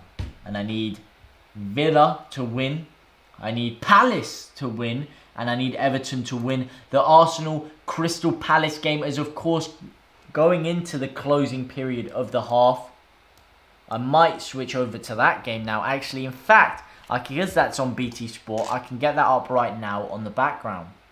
See, this is the beauty of BT Sports. Sky Sports, they don't really let you do this. BT Sport, on the other hand, you know, drillers. Who have we got in here, by the way, out of curiosity? Who do you support, lad? Are you a fan of Arsenal? You're a fan of Tottenham? You're a fan of Villa? You're a fan of Palace? Or are you just a general football fan? Of course, this is the home of the forward-thinking pioneers of the beautiful game. Let's turn that down. I do not want to get copyright strike, and that's kind of also jarring for you lot. Benteke with a chance there. Benteke with a chance indeed.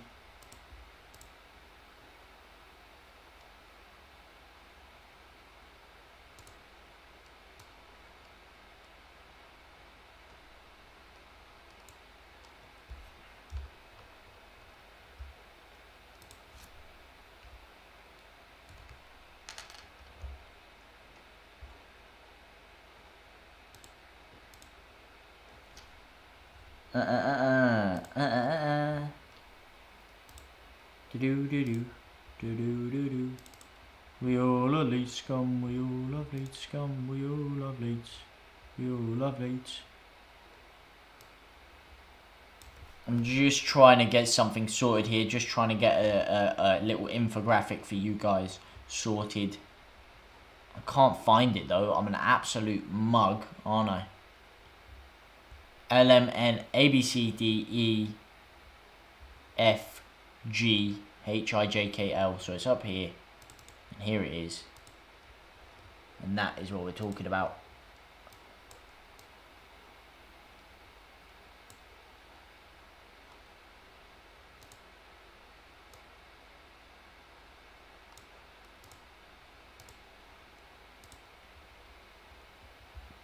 Allen now with the ball. Come on, Adama. Adama, 3 minutes left. Please, Wolves. Please. For my money. Do you understand how much bank account details I'm going to make if Wolves can score here? Come on, please. Do it for me, Wolves. Do it for me. Do I need to get the Bet365 live thing up for them to do it? Come on. Come on. This is it. 3 minutes left. 3 minutes to make me some money. 3 minutes to make your boy some money. Come on. Make me some bank. Make me some bank account details. Come on. Please, please, boys. Please. Vamos, Leeds, carajo.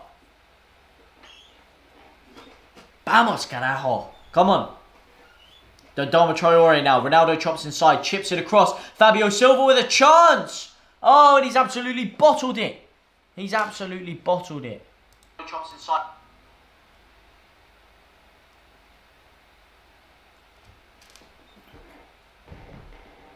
Come on, Neves. Oh. Damn it. Damn it, damn it, damn it. Damn it indeed. Actually, while I'm here, where is that photo? Where is that?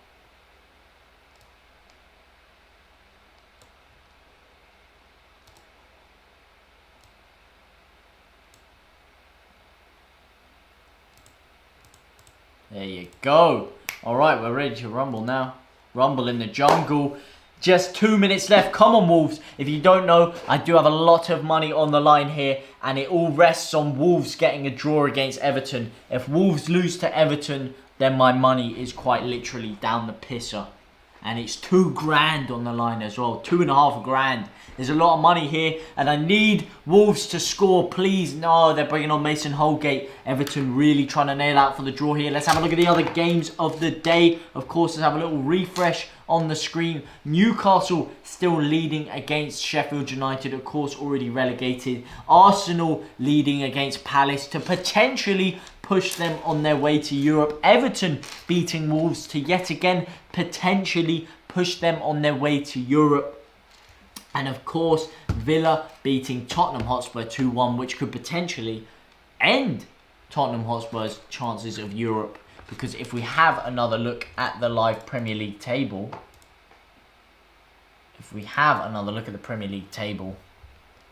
I will tell you where is the Premier League table. Let's have a look at this bad boy.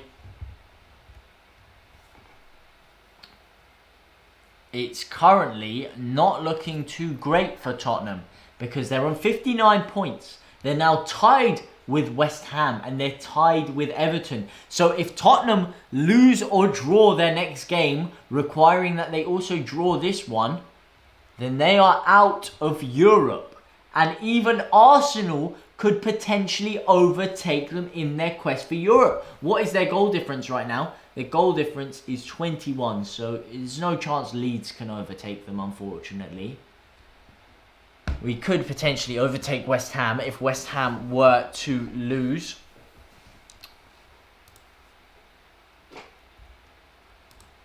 But now let's go back here. Still 2-1 in that game. Still 1-0 in that game.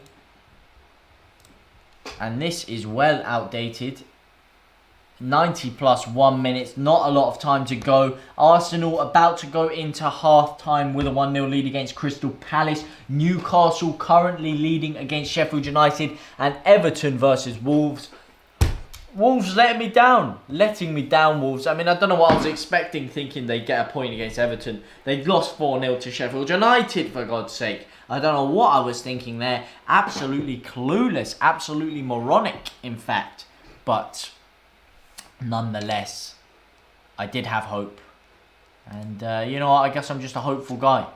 I guess that's my bane. Haha.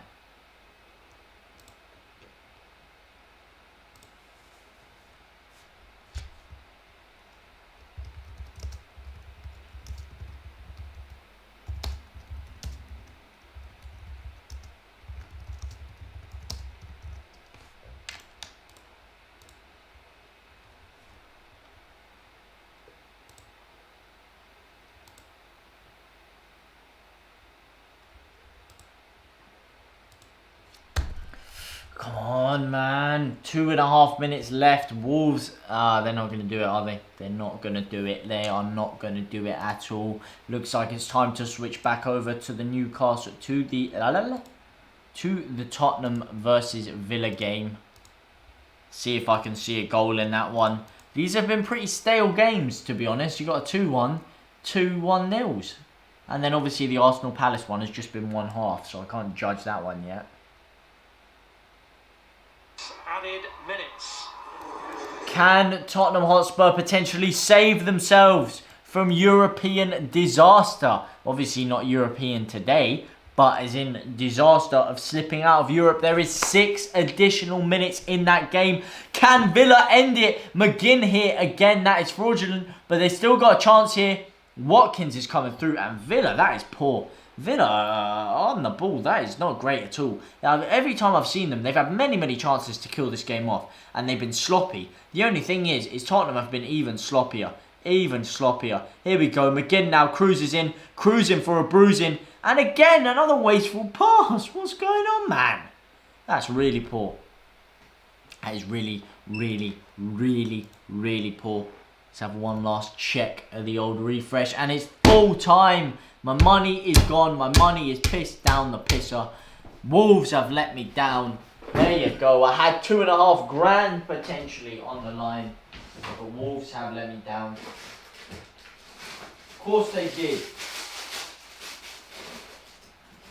Of course they let me down.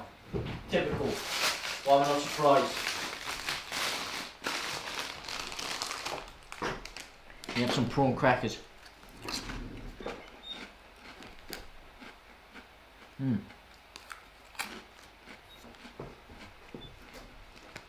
More minutes left for Dele Alli to do something.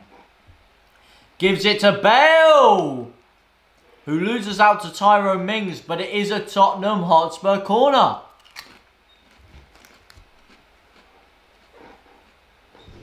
Could there be a bit of late magic on the cards? You'd love to see it.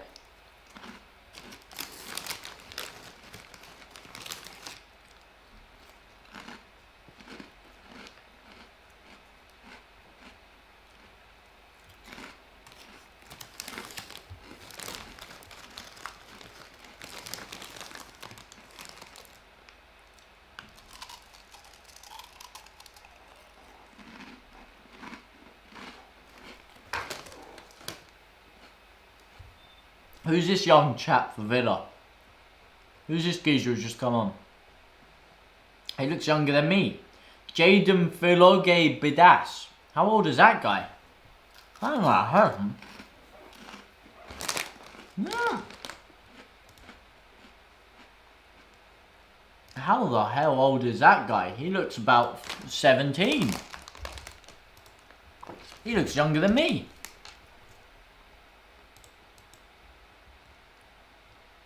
He's 19. He's younger than me, man. He was born in 2002. Oh, and he's starting in the... Well, he's not starting, but he's playing in the Premier League. Well, I'm sat here scratching my ass. That's absolutely... Well, I'm not scratching my ass, but... Theoretically, I'm here scratching my arse compared to him. He's playing in the Premier League and I'm here watching him. And I'm older than him, man. And that's poor. That's poor from me.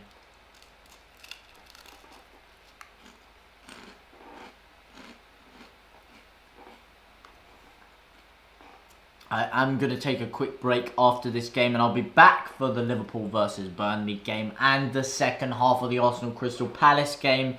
But for now, we sit and watch as the final 2 minutes of this mouth-watering Aston Villa versus Tottenham match occurs. Here we go, number 60, here he is! Oh, he's ripped a shot and it's hit the post. That could have been it. That could have been all over. That could have been all she wrote. I think that was the young lad as well. I think it was. I think that was Jaden. Wow. That would have been quite an entrance. That would have been one hell of an entrance. Ripped a shot there. Lloris absolutely beaten hands down. Handanovic down.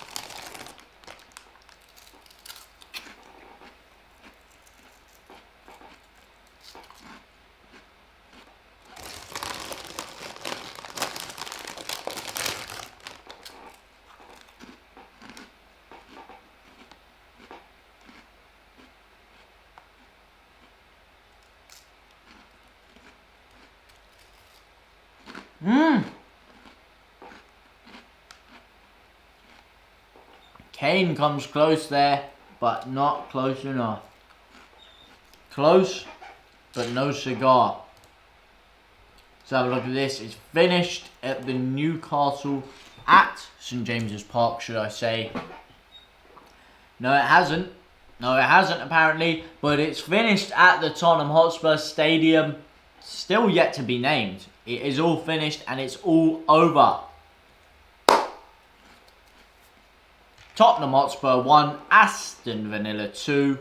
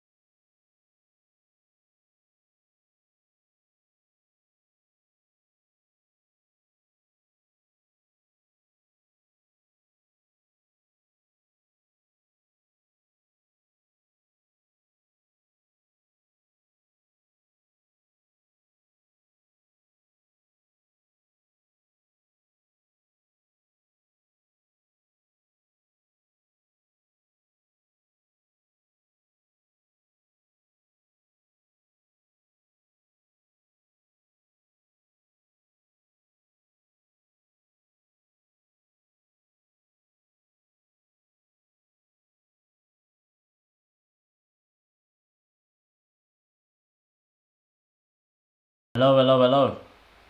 Is my sound working?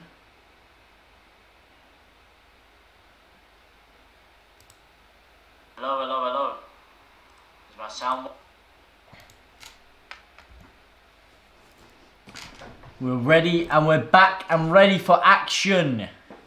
It is 1-1 in the Arsenal game. And of course, we are now going to turn our attentions over to the big game of the day.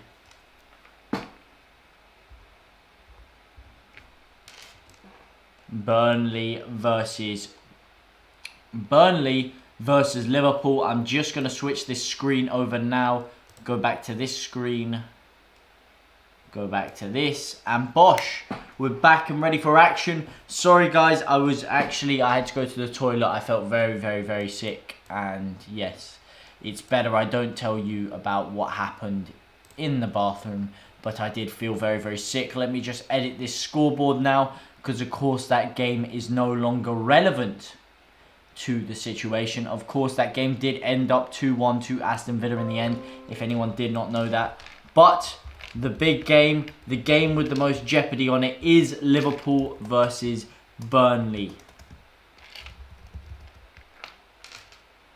And it is 0-0. LFC versus Frauds. FFC. Fraud FC. And here we go.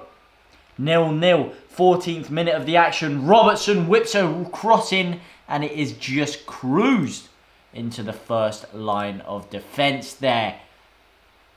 If anyone's here, are you a Liverpool fan? Are you a Burnley fan? Or are you just a fan in general? Like I said, it's all getting exciting now. It's all kicking off. Will Liverpool make Europe? Or will they falter at the last hurdle?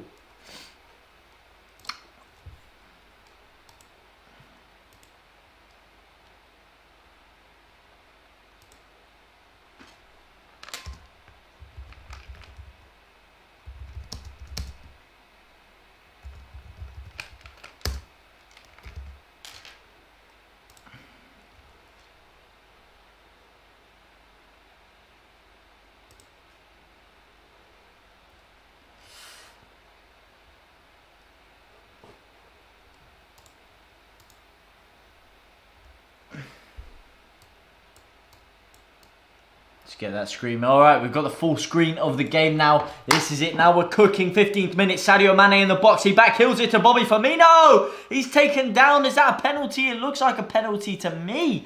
It looks like it really should be a penalty. But no penalty has been given.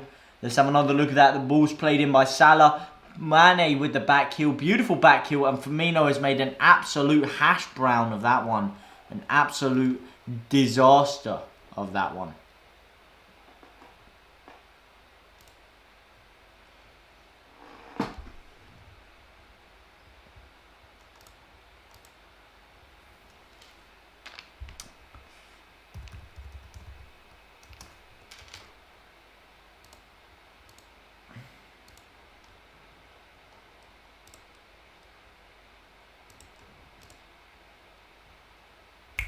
What's that? That's not one.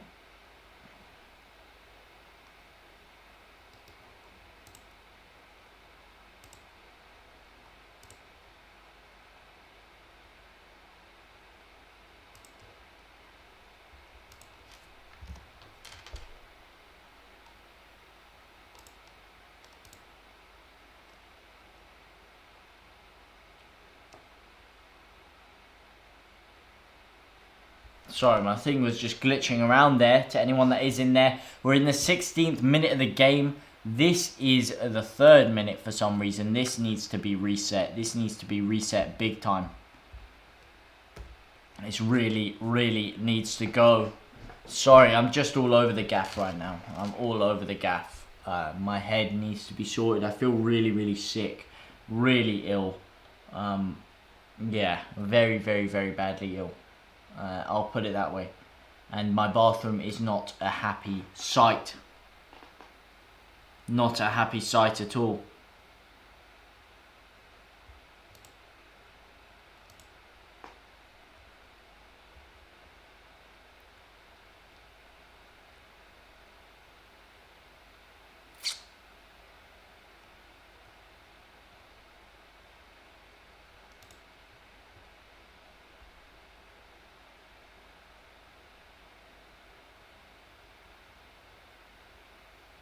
Why can I not find this? Why can I not find my graphic? Why can I not find it? 17th minute of the game. Liverpool here on the attack again. Really pressurising Burnley now. Really putting them under. Firmino now dancing in and out of defenders. Gives it to Thiago. Thiago's mucking about on the ball here. What's he playing at? That's slow, but that's quality as he chips it across. Again, that's not a very good ball over. Who have we got in here right now? Are you a Liverpool fan? Are you eagerly anticipating this crunch match? I'm just trying to change the thumbnail as well, by the way. I'm also trying to fix that time. That time should not say 0. It should say 18 minutes 29 on the clock right now. Liverpool growing into the game. The more and more the game goes on, the more and more chances Liverpool are getting. The more and more they're carving Burnley open with ease. The more and more they're looking like they're about to score with Trent Alexander-Arnold on the ball right now. Trent Alexander-Arnold giving it back. Lovely ball through by Trent, and it's just intercepted by Ben Mee there. Just intercepted indeed. Here we go though. Burnley on the counter-attack through Chris Wood. Cuts it back, gives it to McNeil. Back to Wood. Wood now cruising down the wing. And again, Nathaniel Filipino is there to block him off. Brilliant defensive play by him. What do you guys think of Nat Phillips, by the way? He's a man who divides a lot of opinion from what I've heard. You know, my roommate absolutely loves him. Cannot get enough of Nathaniel Phillips. Some other Liverpool fans I speak to cannot stand the geezer. So I wonder where you guys lie on that one. And where does F come in the alphabet? Here we go. There it is. But yeah, where do you guys stand on this whole Nat Phillips geezer? Do you rate him?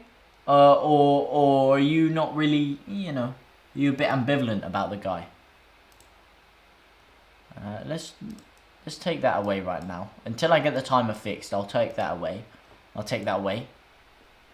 But yeah, Liverpool on the attack through Sadio Mane here. This is it though. Will they secure Europe? Of course, Leicester City crumbled against Chelsea there. A lot of people predicted that they would crumble in terms of their top 4 hopes. And they have fallen away, Leicester City. And Chelsea really putting the final nail in the coffin there. But it's all down to this game. If Liverpool are to win, then they can secure themselves European football. And that will completely push Leicester out of the way. However, let's be real here. If Liverpool are to choke, then Leicester are back in the driving seat. There is a lot of jeopardy on the line in this game. And Liverpool fans all around the world will be absolutely bricking it. But they may be bricking it less if they can get an early goal here through Mohamed Salah, who cuts it back to Trent, who whips it in nice and early. It's still come to Robertson on the edge of the area here. Gives it out to Sadio Mane. Sadio Mane now inside the box. Sadio Mane, that's slow. That's poor. That's lethargic. That's lethargic, should I say. That's sloppy. That's not good enough, Sads. That is not good enough. You've got to look sharper there. You've got to look more alert. He's just faffing about there. He's just faffing about. It's too slow. He gets another bite of the cherry, though. Sadio Mane this time, bit quicker. Cuts it all the way back. But again, that's a sloppy pass. Sadio Mane's been poor today. He hasn't looked sharp enough for my liking. His trim looks pretty sharp compared to normal. But his footballing ability, not so sharp today. He's looking a bit off the pace to me. Robertson now on the ball instead, though. Gives it back to Fabinho. Liverpool starting to pile the pressure on. They're really pinning Burnley back into their own half. Although that's what you'd expect. This is Brexit Ball FC right now. And Robertson's just absolutely mounted someone. He's just jumped in through someone's rear there and absolutely mounted them. Mount your friend style. But here, let me just change this thumbnail. How are you guys feeling? Have we got anyone watching this game? Or are your eyes on the West Ham game? Of course, I will need to get a little update on that score. I'm very interested in that game.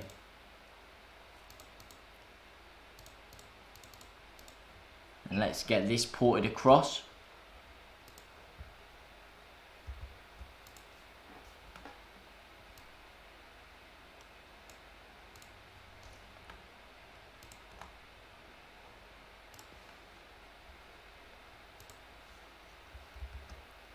I'm just changing the graphics, by the way.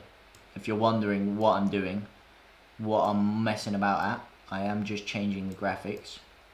I'll be with you in a second.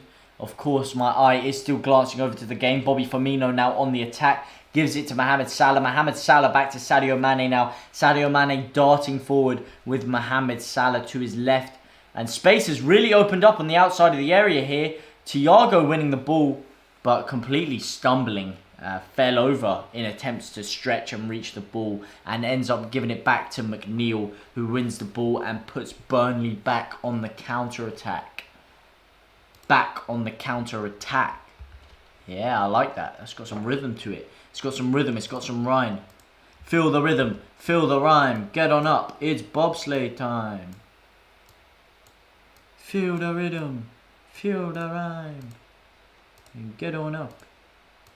Alright, let's add a little blending option to that. I reckon Liverpool will get the win. They have definitely looked like they are capable of creating the chances. But we saw this last time they played Burnley. They got in and around the area a lot. The final ball wasn't quite cutting them open. Burnley was defensively resolute. And then before you know it, they go up the other end in the 80th minute, get a penalty and score that. And that could easily happen again. Let's not make two ways about it. No two ways like Callux. There is still a chance for Burnley in this game. But generally, if Liverpool aren't to put them away, then that would just be sloppy on their part. Because they got chances, man. They've had many chances. Firmino's had a couple of great chances this game. And he's mashed both of them wide. Drop shadow. Let's do a bit of drop shadow. Let's do a bit of outer glow. Let's do a bit of inner glow as well. Oh, yeah. Let's do all kinds of glow.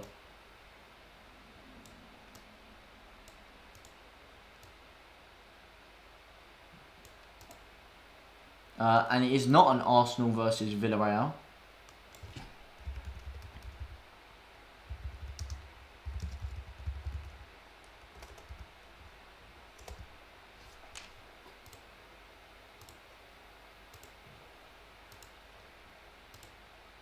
Oh, what's going on with my computer, man? My computer's just completely freezing up, man. There we go, that's better. Burnley, maybe because Burnley are making it freeze out with their absolute troglodytic football.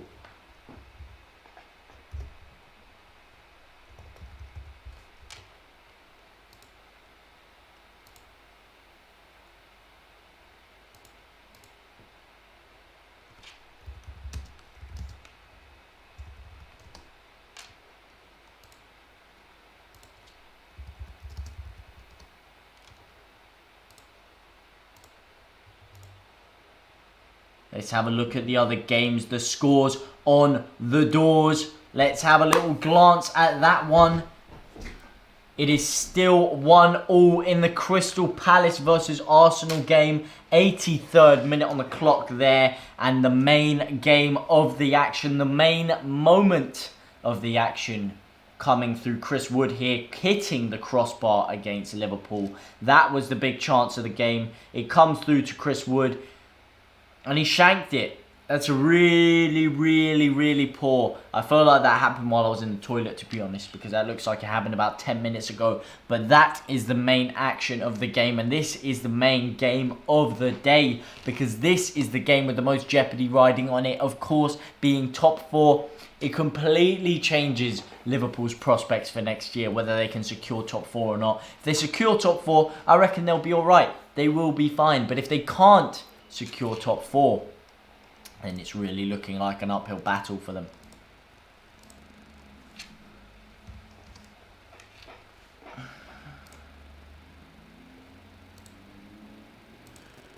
Let's just change this thumbnail.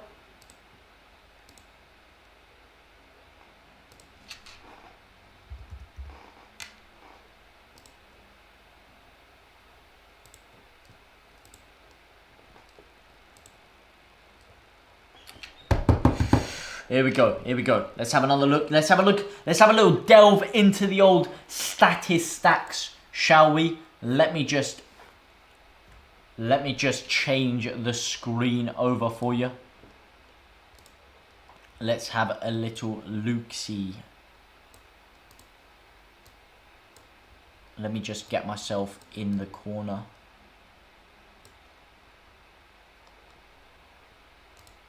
As for that, let's have a little delving over of the stats of the game. 64% possession for the visitors, who are on the attack through Sadio Mane, who is yet again fluffed his lines. That is poor. That is not clinical. That is not good enough at this level. But let's have a look at the statistics. 64% possession for Liverpool against Burnley. 5 shots to 2. And you know what? This isn't a good enough statistics site. Liverpool versus Burnley. Let's go on good old who scored. Oh, a bit of footy stats. Why not? Okay. Let's go a bit deeper into these stats, shall we? 0 shots on target, 0 shots on target apiece. 0 offsides apiece, 1 corner apiece, but 5 shots in total for Liverpool. And this is what I want to talk about. 5 shots, 0 shots on target. And let me tell you about that. Liverpool, here we go. We see it again here. Thiago has just gone through an open goal one-on-one virtually, and he's absolutely shanked it wide. He hasn't worked the goalkeeper at all. And that is Liverpool's problem here. They're not working the goalkeeper enough. They're not working him enough. It's poor, it's sloppy, and frankly, it's not on. Frankly, it's not on. If I was a Liverpool fan, I would be absolutely raging right now. Absolutely raging.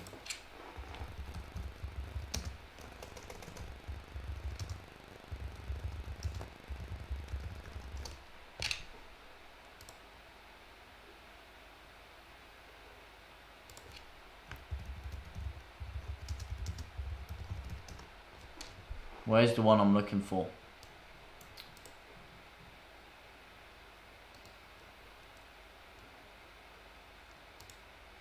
Nope. A bit of who scored it is. Let's have a look at the player ratings.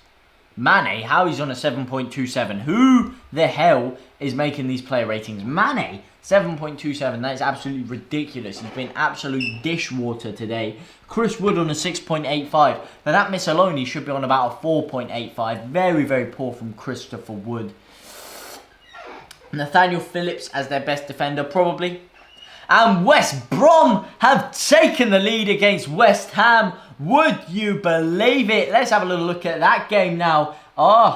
It's all kicking off over at the West Brom Stadium. And it's a Thomas Souček own goal. West Ham now have Everton breathing down their necks. Everton now joint on points, just 5 goal difference ahead of them. Could they slip out of Europe? It certainly looks that way with a Thomas Souček own goal on the day, really screwing them over there. And it's all to play for. That final European spot is really up for grabs. Can Arsenal make that European spot theirs? Well, certainly not with a 1-1 draw against Palace. That is not good enough. That is simply not good enough to get them up the table. Let's have a look at the live Premier League table as we speak. Let's have a look at this. And West Ham now, this is the tale of the day. They are down to 59 points. Everton just, well, tied on points, just 5 goal difference behind them. Of course, scoring less goals as well. So if it does go down to it, they will need to beat them on goal difference. But if West Ham lose their next game, then it is all over for West Ham in terms of Europe. Could their European dream be crumbling in front of their eyes? It would be really sad for West Ham to see that. However, as a Leeds fan, let's have a look at this. We're only 3 points behind them. If, realistically, Everton lose, if Arsenal lose, and if West Ham lose, Leeds could secure themselves European football. Hey, Naiwan Bisawas, how are you, my man? I'm very good. I'm very good. Yourself? Actually, I was quite ill just 15 minutes ago. Of course, I've been streaming for a couple of hours. I had to go away for a little bit because I wasn't feeling the best. But I am back now. And I'm feeling a bit more perked up. My prediction for this game, I predict Liverpool will win. I predict a 3-1. I don't feel like their defence is enough to keep out Burnley. I've seen Burnley create a couple of very, very good opportunities so far. Chris Wood having the most noticeable one, missing an absolute sitter there. And Liverpool have really been dominating the play, but they haven't been putting that final oomph together, that final pass. It's looked a bit unenergetic. They've been spreading it side to side, but they've been spreading it too slowly. What about you, mate? How are you seeing this game? I presume you're watching the Burnley-Liverpool game. Of course, I do also have a keen eye on that West Ham game, like I was saying, because that West Ham occupy the last European spot available. Of course, being on 50 is my... Where? Yes, it is. They occupy the last European spot that is available. And Arsenal and Everton are creeping up there now. And West Ham and Everton both need to lose. And then Leeds can sneak their way into Europe. Let's have a look at Everton, actually. Everton have scored 47. Not as many as our 59. They've conceded 43. They have a worse goal difference than us quite considerably. Quite considerably. So, it's all in there now. That's enough of West Ham there. But, of course, trailing 1-0 to West Brom at the moment. Unfortunately, not enough to get West Brom out there. And look at this. Look at this for a bottom of the table. 40 points usually secures you safety. But you're looking here. 40, 41, 42, 43, 45. Not a lot separating 12th from 17th. It's just the 3 at the bottom were so poor this year that it resultantly allowed these lot to all pick up points and get around there. But this is a very, very tight Premier League table. This has been one hell of a Premier League campaign. Let me tell you, the table is tighter than a nun's you-know-what. But let's get off this screen. Let's get back to the main screen now. Back to this screen. Back to the fateful screen. As Liverpool come back on the attack through Trent Alexander-Arnold. Wijnaldum picking up the ball now. Let's go back to the old one football thing there. And it's 2-1! Gabriel Martinelli has just done the business for Arsenal. And Arsenal have scored a last-minute winner against Crystal Palace. Speaking of the Premier League table, that's completely changed the complexion of things. Arsenal now creeping up on Europe. Just 2 points behind Tottenham and West Ham. No, 1 point behind them. Wow. Arsenal could be making a late resurgence here. This is incredible scenes of glorious emotions, to quote the Godfather himself. Wow. Wow, wow, wow. Arsenal with a last-minute winner.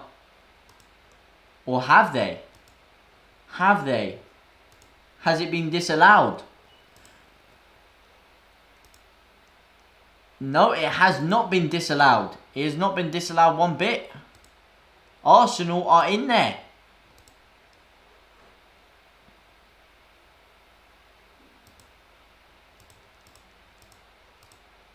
I can't find any concrete information here, but Arsenal should be, yep.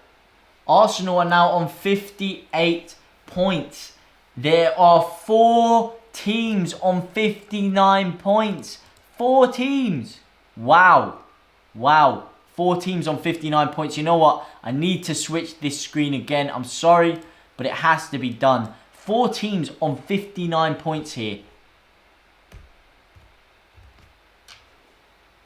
I'm completely muddying that one up. But 4 teams on 59 points. Arsenal, realistically, just need... Burnley go close. Brownhill completely making a blunder of his lines there. But Arsenal just need an Everton and West Ham loss.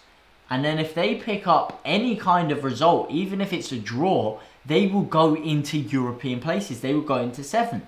As a Leeds fan... You know what? I'm not too happy about the fact that Arsenal and Everton have just picked up points and have just won.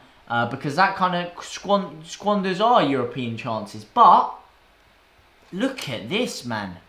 West Ham really, really need to fix their ideas up. They really, really need to fix it up. Arsenal 2-1, says Naiwan. Yep, it is. It is 2-1 indeed. Wow. Wow, everything's hotting up there. And Burnley are in here. And he's absolutely made another blunder of the chance. It did, Brownhill. And now they have the ball again through Goodmanson. Wood plays it out. And McNeil now lets a shot rip. And it's a wonderful save. And I can just smell my chicken burning in the other room. So I will leave this screen on for you right now. In fact, no, I will not leave this screen on for you. I will leave... Where is it? Where is it? Matches. I will leave this screen on for you right now. And I will run off and get my food.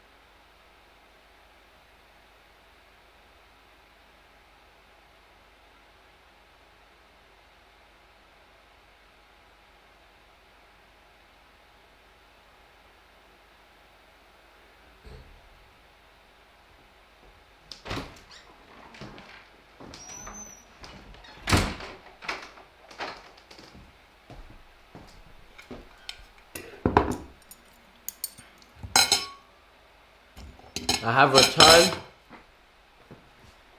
And as I did see the game in the other room, by the way, and Nat Phillips missed an absolute sitter.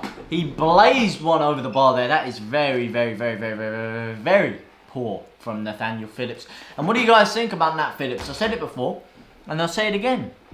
What are your opinions on old Nathaniel?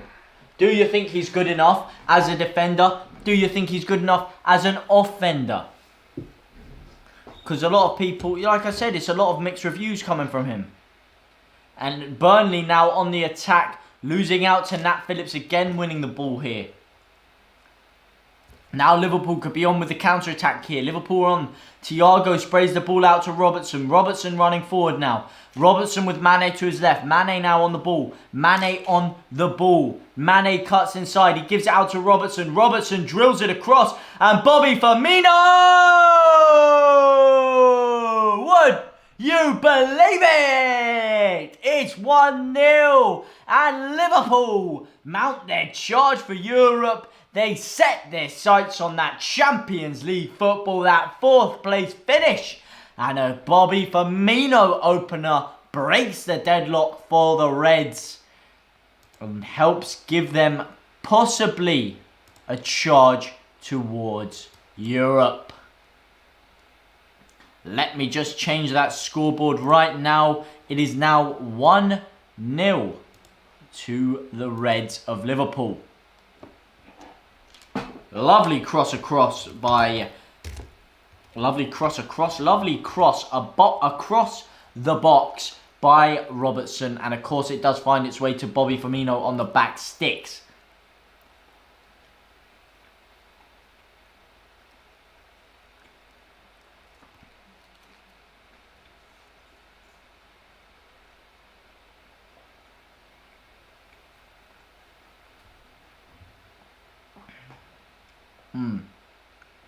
Mate, I feel so sick right now. My head is pounding. Pounded yam. And this little munch of food is hopefully going to make me feel a bit better. But I feel like absolute arse right now.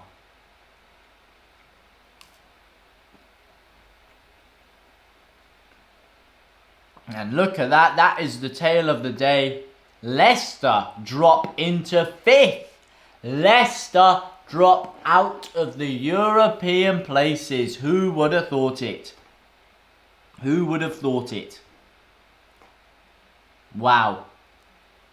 Can Liverpool hold on, or do you guys reckon that they will drop this?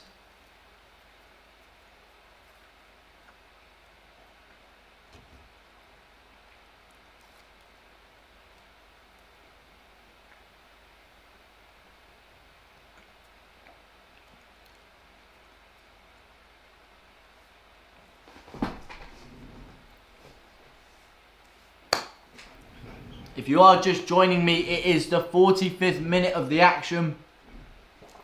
Liverpool are now winning 1-0 and Arsenal have made it 3-1. They made it 3-1. Nicola Pepe with the early goal. Martinelli with the second goal. And it's not quite telling me who the third goal was. But if I get rid of this screen, I may be able to see. Do you think Leeds United will get Europa Conference League? Well, Europa Conference League, from what I heard, starts from 7th position.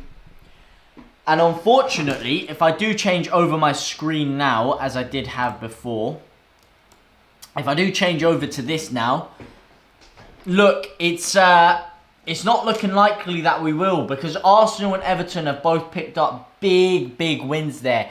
Our only chance was slipping in where West Ham are. That's our only chance. And the fact that they're losing is very good for us, because we're only 3 goal difference behind them. So we just need them to lose one more game and we win by 2 goals.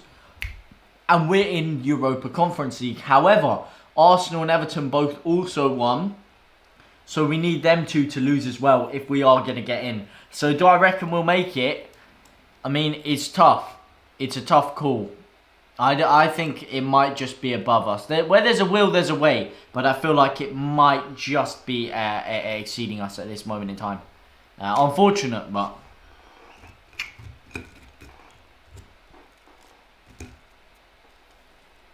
nothing you can do about that. What about you, lad? Do you think we've got it? Do you think we've got a shot?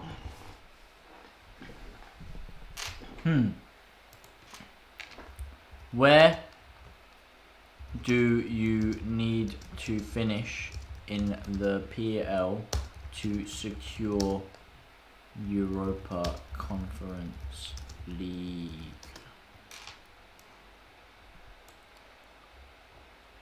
let's just let's do a bit of skiving, shall we?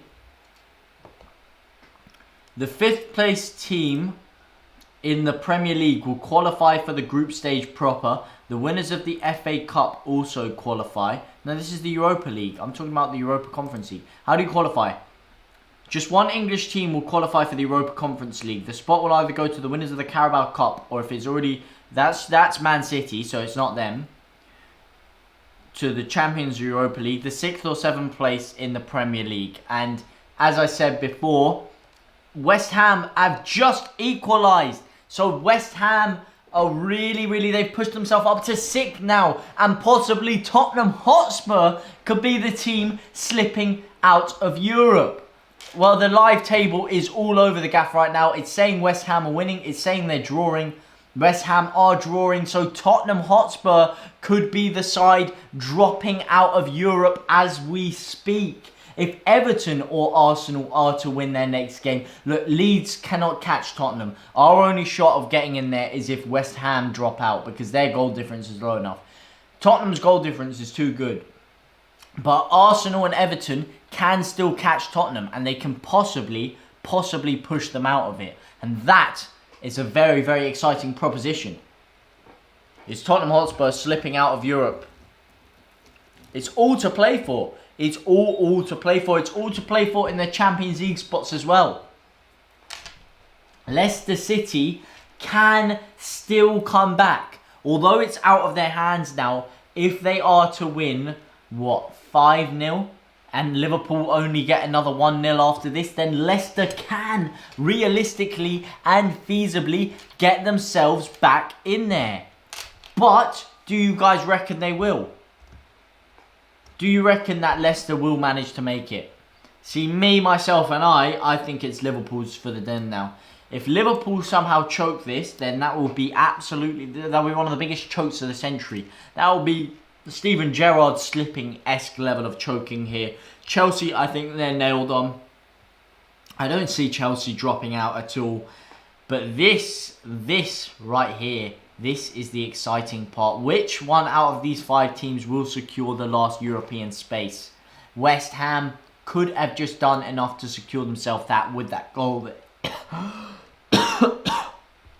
Sorry, boys. With that goal there. Very big for them. Who do you guys support? Who do you guys think will make the European places? I think Leicester City will get Champions League for me. So who do you think is going to drop out then, Ethan? Do you think it will be Liverpool or Chelsea who drop out for Leicester to get Champions League? Because Leicester were nailed on, but they completely threw it away against Chelsea yesterday. And now they can still do it, but it's out of their hands now. It's out of their hands. Too many losses for Leicester City. 11 losses. 11 losses. Leeds United with 15 losses. But look at the wins. Look at the wins drop off a cliff here. But who do you think will drop out then, Ethan? Who do you think will drop out?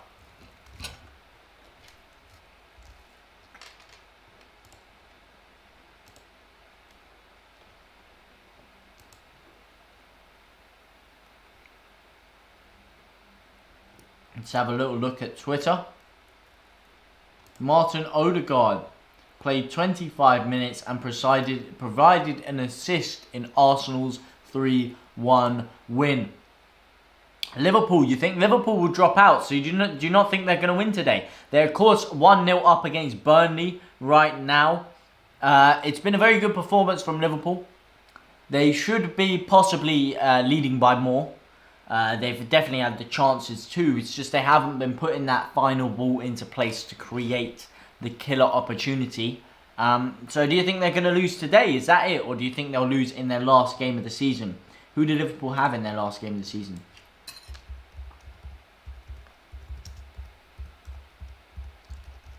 Who did Liverpool have? Crystal Palace. Alright.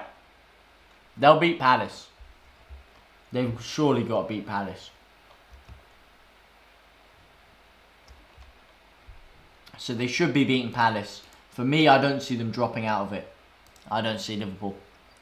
I see potentially Chelsea losing because Chelsea are Villa. Villa could do Chelsea over. Villa could cause an upset here. Who do Leicester have?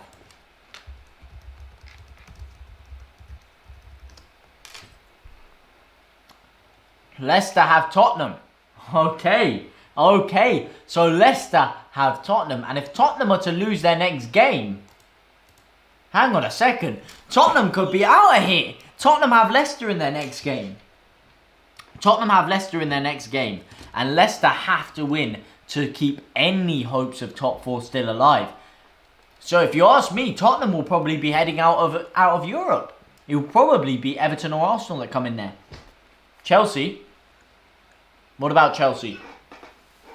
You think you already said you think Chelsea will get top 4, or now you're saying that Chelsea will slip out? Chelsea, of course, having Villa. Like I said, I do probably fancy if any of the sides are to slip out and let Leicester back in, it probably will be Chelsea with that game against Villa. But like I said, Leicester and Tottenham on the final game of the season, that is massive because Leicester need the win to get top 4. Tottenham need the win to stay in Europe.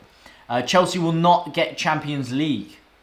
So you're changing your mind. So you think Liverpool will get it now?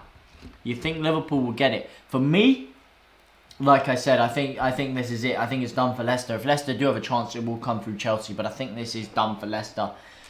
And they could potentially lose to Tottenham. And Tottenham help secure that Europa League finish. But Tottenham look really, really poor today. Watching Tottenham today, it does not fill me with any confidence that they will beat Leicester. And for me, I think we could see Everton. We could see Everton sneak into Europe. Unfortunate that it's not Leeds slipping in there, but what can we do?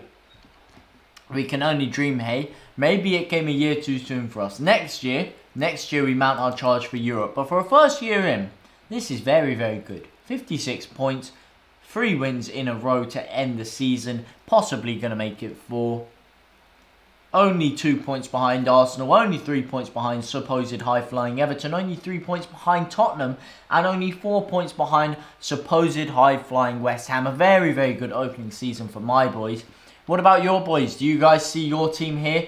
You're a Man City fan, a Man U fan, Chelsea, Liverpool, Leicester, West Ham, Tottenham, Everton, Arsenal, Leeds, Villa, Wolves, Palace, Southampton, Newcastle, Brighton, Burnley, Fulham, West Brom, or Sheffield United fan?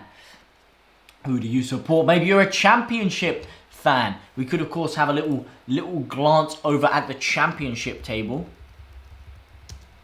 Let's have a little glance at that. The place, our old stomping ground. Of course, it is the playoffs. Brentford, of course, lost the first leg of the playoff 1-0 to Bournemouth, and Barnsley lost the first leg to Swansea. Who do you guys think will go up out of those two? For me, I feel like Brentford will come back in the second leg. I feel like Swansea will do enough to come through in the second leg against Barnsley, because they failed last time. They went 1-0 up against Brentford, choked in the second leg. You don't choke 2 years in a row.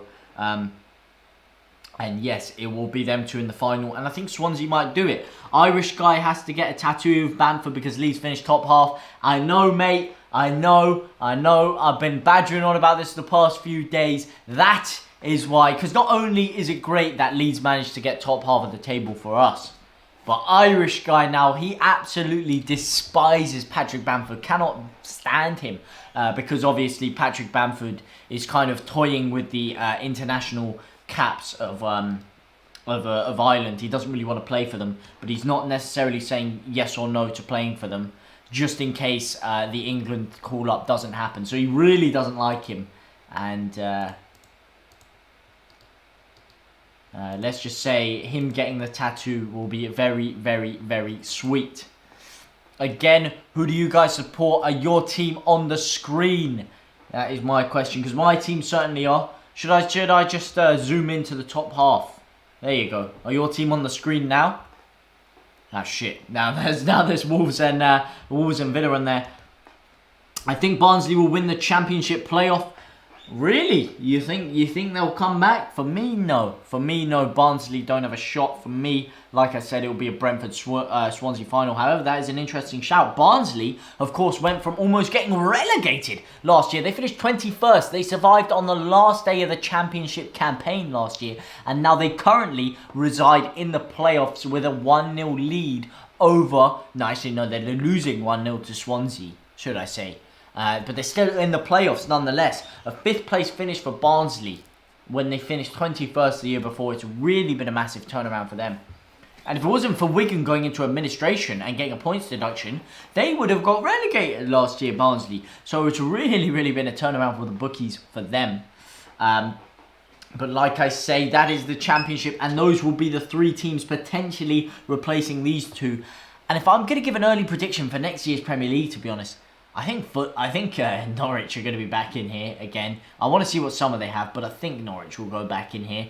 I think if Swansea came up, they'd probably survive. I think if Brentford came up, they'd survive. Bournemouth, they'll be going straight back down if they come up. And I reckon you'll probably see 2 of the promoted sides going back down again. Just like this. And can you believe that West Brom finished 10 points behind us last year? Look at the difference in quality. This is what we were talking about, man. Look at this. Chalk and cheese. I love Barnsley to go up to the Premier League.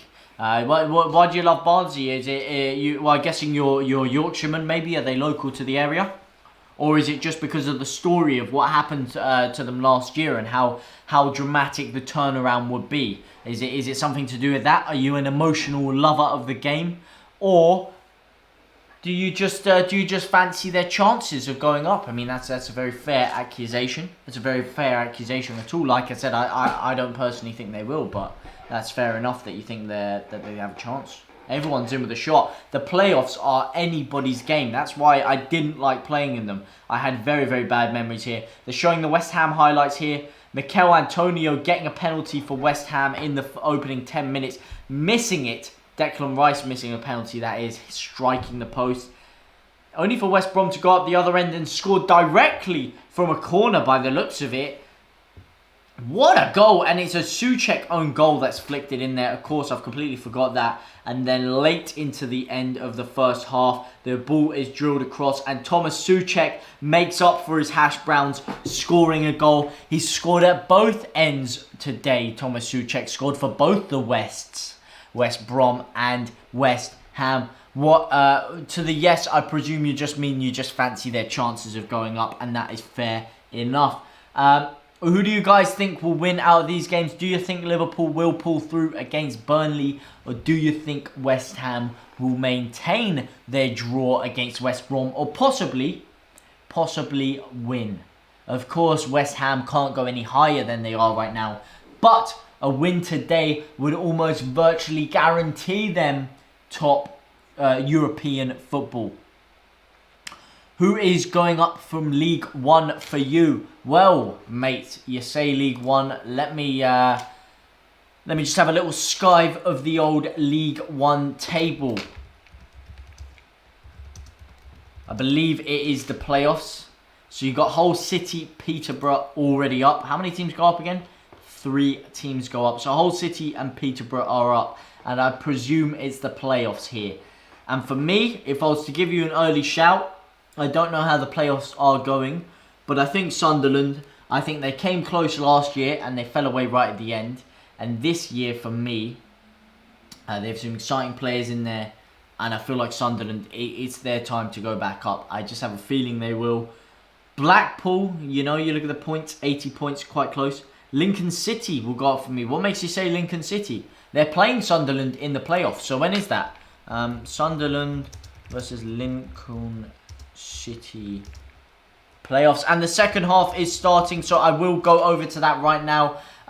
Lincoln City won 2-0 in the first leg playoff. Wow. I look like a right mug predicting Sunderland. Of course, it is against them now. And that is the home leg as well. So Sunderland have lost their opportunity to get away goals here. That's massive for Sunderland. That is massive. That is really big there. Now that they've missed that opportunity to get away goals. So they're really up against it because they have to win. They have to score 4. Because if they score 3, Lincoln only need 1 and they're through.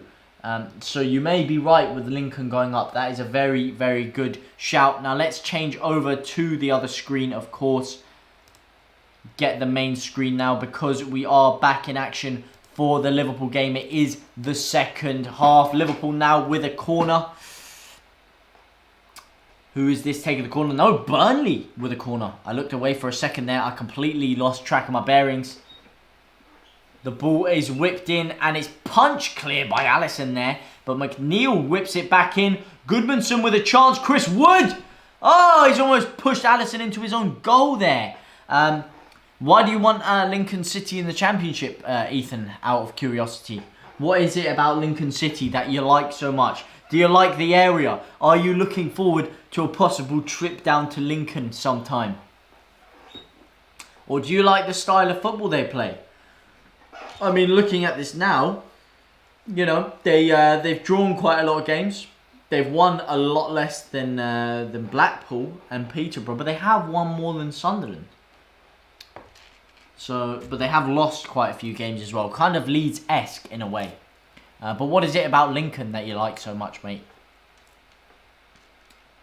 I've been to Lincoln once. I think I've been to Lincoln. Have I?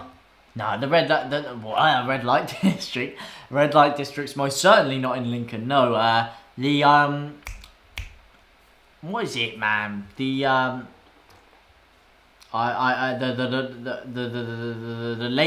Lake District. Not the red light district. The Lake District. I don't think that's in Lincoln actually, is it? I'm not sure. It's up north. That's all I know.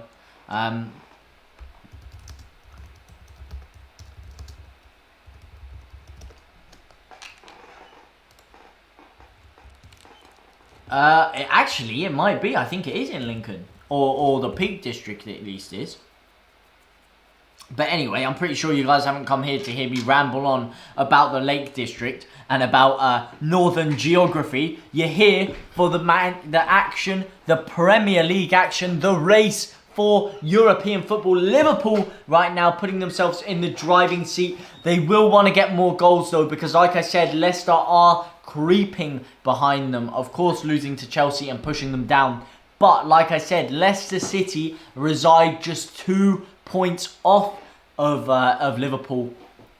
No, 2 goals off of Liverpool on the same points. So if Leicester are to get a crushing victory against Tottenham Hotspur in their last game, and Liverpool is just to get another 1-0, then Leicester City could realistically overtake Liverpool. It's unlikely, but it could happen. So Liverpool probably are looking at this saying we need at least 2 or 3 more goals, and they should. They should. They definitely will get the chances this game. It's just a matter of whether they take them. It's a matter of whether Bobby Firmino can get there. Because of history.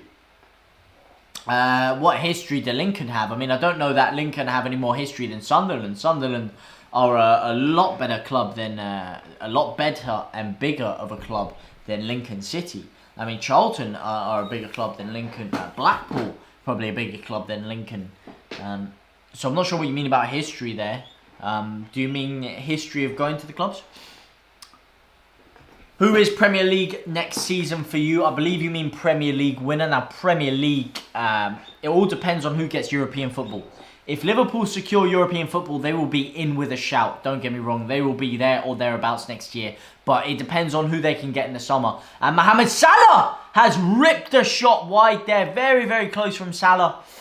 Ooh, that was close. That was close. But yes, if they can get top 4, I reckon Liverpool will be there or thereabouts because they'll be able to sign Konate. They'll potentially be able to move on either Mane or Salah and replace him with another top draw attacker, maybe Mbappe. Although I don't see Mbappe going anywhere this year necessarily. But it is imperative that Liverpool do get top 4. If they do, they'll be there or thereabouts. Man City will be there or thereabouts. And if Man United can get themselves a centre defensive midfielder and a centre half, they will be there or thereabouts. And Leeds will be in the race for top 4. I think it's 1 year too early to be mounting a title challenge. But for me, out of those sides, I can't look past a Liverpool finishing second. That's what I see happening again. Bobby Firmino now on the attack. Sprays it out to Robertson. Robertson whips it in and it is blocked by the first man. But who do you guys think will win the Premier League?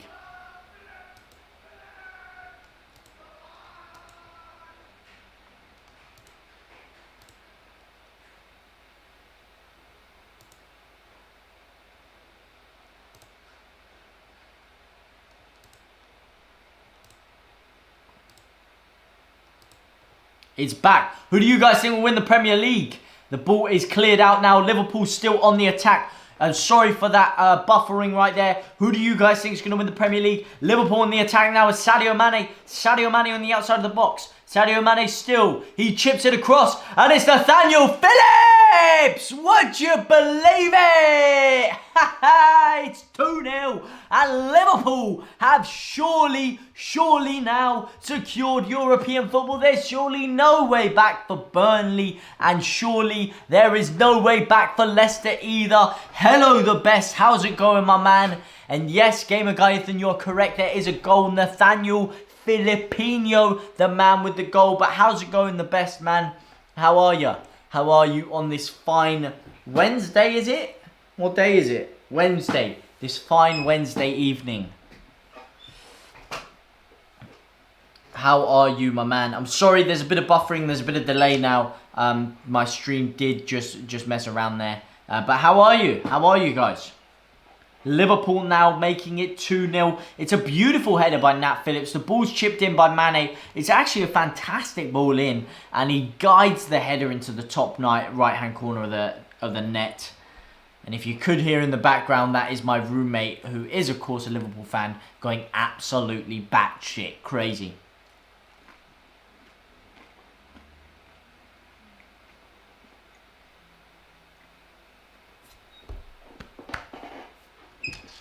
Let me update the scoreboard for you. It is now 2-0 to the Merseyside Reds of Liverpool. 2-0 against Burnley. Let's cast ourselves over to that Premier League table now. Let's have a little gander at that indeed. Let's have a look at this bad boy now. Okay.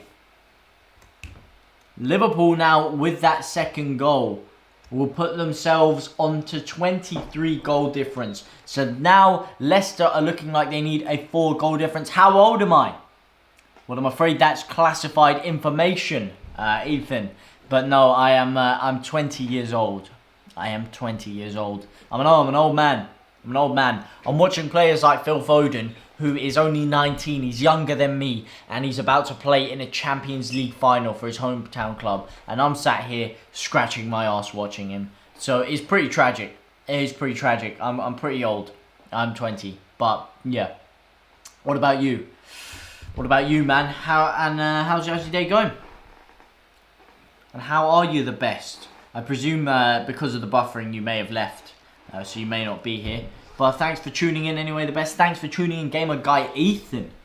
Absolute legends of the channel right here.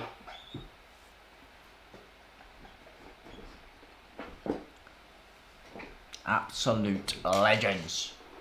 But yes, Liverpool now, it seems, have surely secured themselves that top 4 finish.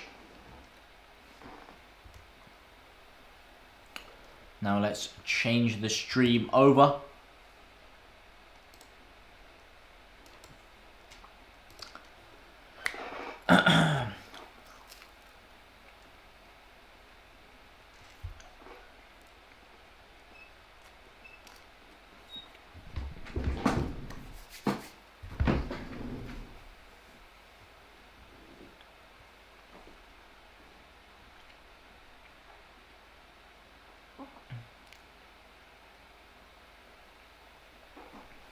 It's looking good. It's looking good from Liverpool. They're looking more composed, more calm.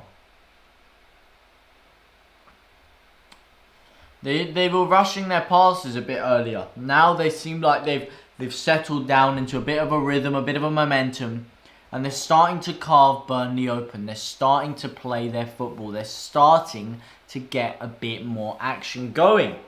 But Burnley now on the counter-attack. It's tipped along. And now Alisson gets the ball. And he's absolutely hoofed it clear. 2-0, of course, to Liverpool. Let me just check my scoreboard. Of course, I have made it 2-0. I'm not a massive fraud. But it's been good. It's been good. As the game's going on, Liverpool are settling down. They're relaxing. They looked a bit nervous when the game started. They looked like they were, you know, anticipating a goal, sure. That they were really desperate for a goal, rather. Not anticipating a goal, but desperate for a goal. And they were trying to force the issue. And it wasn't really working. Since then, they've relaxed a bit. They started playing a bit more of their football. The tempo has come more naturally. And they've been able to carve them open.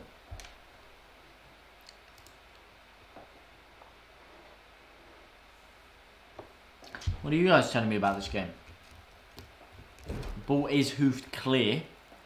And I tell you, I could do with a glass of water. I really, really could. Burnley on the ball now. Gives it out. It's whipped in. It is whipped in to absolutely nobody.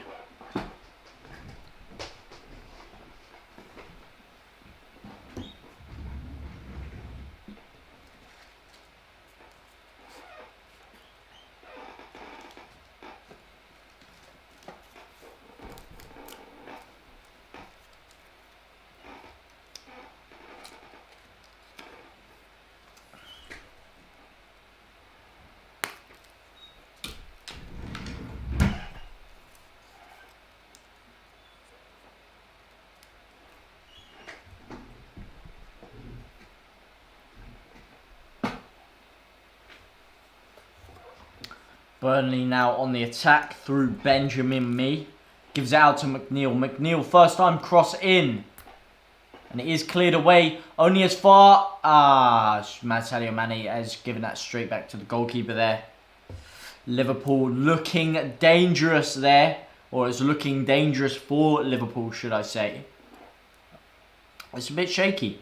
Are you going to do transfer rumours for Leeds United? Well, that's very interesting. If the people want it, then the people will get it. If you want transfer rumours, then just let me know you want transfer rumours, and I will most definitely do transfer rumours for Leeds United. I talk all things Leeds United. So yes, if the people want transfer rumours, then the people will get transfer rumours. Like I say, I'm a man of the people. If you want a certain team being streamed, if you want a certain team being played, you want a certain video idea, certain stream idea, anything, let me know and it will be done. That's what you got to know about your boy James Toon. If there is demand for something, you're damn right I'm gonna deliver it. It doesn't matter what it is. Could be a gaming stream, could be a football stream like this, could be a stream of a certain team, maybe an underrated team, a team that doesn't get a lot of attention. A team currently residing in the Championship, maybe League One. Maybe they want their team shown. And if anyone does want this kind of stuff, then let me know. So yes, transfer rumours are definitely a possibility. Trent Alexander-Arnold now gives it out. And it's Wijnaldum. It's Genie Wijnaldum, the possibly future Barcelona man. Gives it out to Fabinho. Fabulous Fabinho. Who loses the ball. But he's still got it. Thiago now. Liverpool, this is a bit slower from Liverpool. It's a bit more relaxed, a bit more lethargic, but they're still carving them open a bit. This is good. They don't really need to go high octane. They've already got the lead. All they need to do, sit back, wait for Burnley to come at them, pop them on the counter attack, pop, boom, goal, 3-0. Bob's your uncle. I, Leeds United fan. Yes, I know you are, my pal. I know you are. Just like me. Two fellow Leeds United fans, and that's what I mean. I do make a lot of Leeds United content. Did you see my review yesterday? What did you think? What did you think of that? Of the review of the old game yesterday? My honestly, I feel so. I don't know what's going on with me. I feel so ill. My mind has gone so blank that I can't even remember who we played yesterday. And I know we won 2-0, and I now know it was Southampton. I completely remember that. Sorry, my brain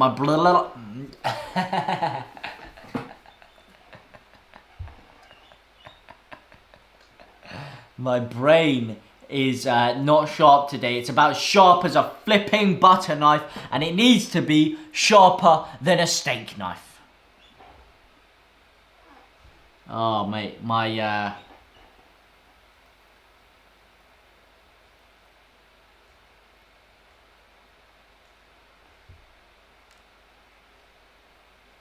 Thiago now on the ball, gives it through, and it's been deflected straight into the path of Neil Etheridge. Southampton was good in first half for me. They did play very well in the first half, if you ask me. They did play very well in the first half. But like I said, you can only play, if you did watch my breakdown, like I said, you can only play Leeds at their own game for so long, and there's only a matter of time before it catches up with you, and that's exactly what it did do. It did catch up with them in the second half of the game, and at the end of the day, it was always going to happen. A Leeds victory was always on the cards if they did try and play us at that game. And playing us at that game was not the smartest of ideas for them, let me tell you. Sadio Mane now on the counter-attack. If you do want a bit more in-depth breakdown than that, then of course check out my channel. My latest upload is that said breakdown. But just 28 minutes remain in the current game. Liverpool versus Burnley. Liverpool with a 2-goal lead. Do you think they can hold off? Do you think that they have done enough to secure themselves a top 4 finish? I'd love to hear what you guys have to say about the matter. How are you feeling Burnley are playing right now? Do you feel like they're growing into the game? They've had a little 2 to 3 minute spell here. It's gone under the radar a bit, but they've started to string their balls around a bit better. And they're starting to zap the ball about. It's looking tasty. It's looking a bit exciting. Are you going to Ellen Road for Sunday for the West Brom game? And yes, my friend, it is with a heavy heart that I do tell you guys that I will not be streaming the West Brom game. Because I will be going up to Leeds. I unfortunately do not have tickets, but I will be taking the long trip up to Leeds to potentially go and celebrate with the fans outside the stadium. I hope there's going to be fans outside the stadium there. That is what I am planning for. So I will be going up to Ellen Road for that reason. What about you, mate? Are you going up? Burnley here on the attack. It's flicked on. He's still got a chance. He's ripped a shot. Number 8 there. Who is that? Is that McNeil? McNeil, number 8. Number 8. Bloody hell. He's ripped a shot there. You will be. Good man. Have you got tickets for the game? Or are you just going to have a good old piss up in the streets?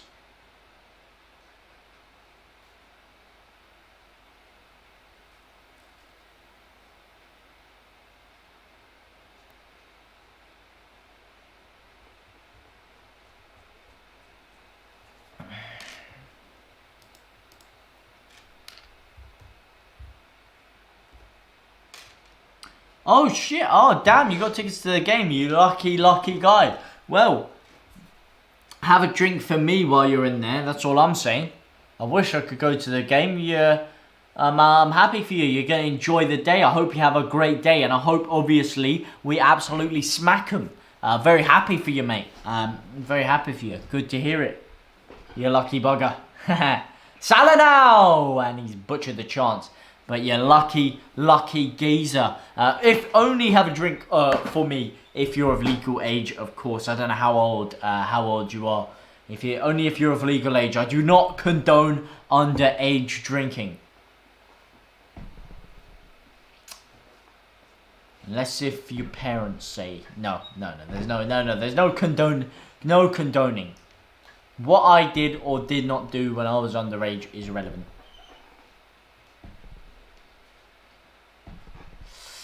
16. Unfortunately, mate, you don't quite cut the threshold. You can have a nice bottle of cider with a steak if you go to a restaurant or any kind of meal. You can actually have a glass of cider with it, but I'm afraid I cannot condone you having a drink in the stadium. When you get 18, mate, then I'll buy you a pint. We'll make that deal. We'll make that deal, pal. But I cannot condone any drinking under the age of 18. Hey, P, put that boogie up.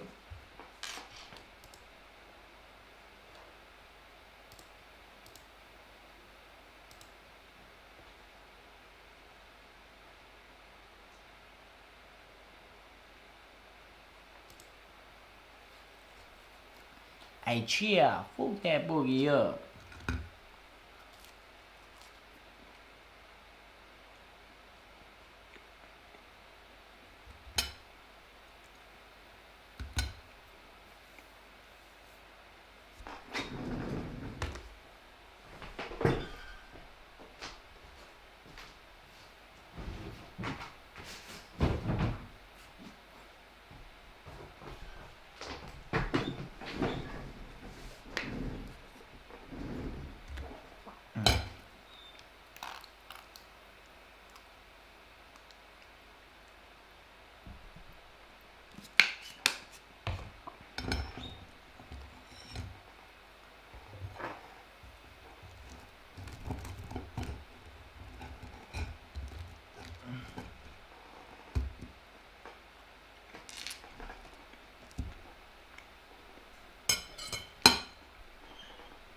Hello, hello, hello.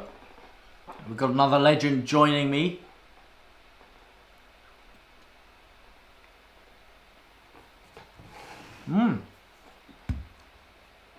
Three people in the channel now. I'm going to have to put the food away. Liverpool, of course, defending a corner. Aston Villa, 23 minutes left on the clock. Can they hold out? Alisson palms the ball away there. And the ball is away to safety. This is it now. This is it. Business end of the time. Let's cast our eyes over to the other game of the day. Of course, being West Ham versus West Brom. What's going on over there, Cammy? Well, it is the 66th minute. Let's do a little switcheroo.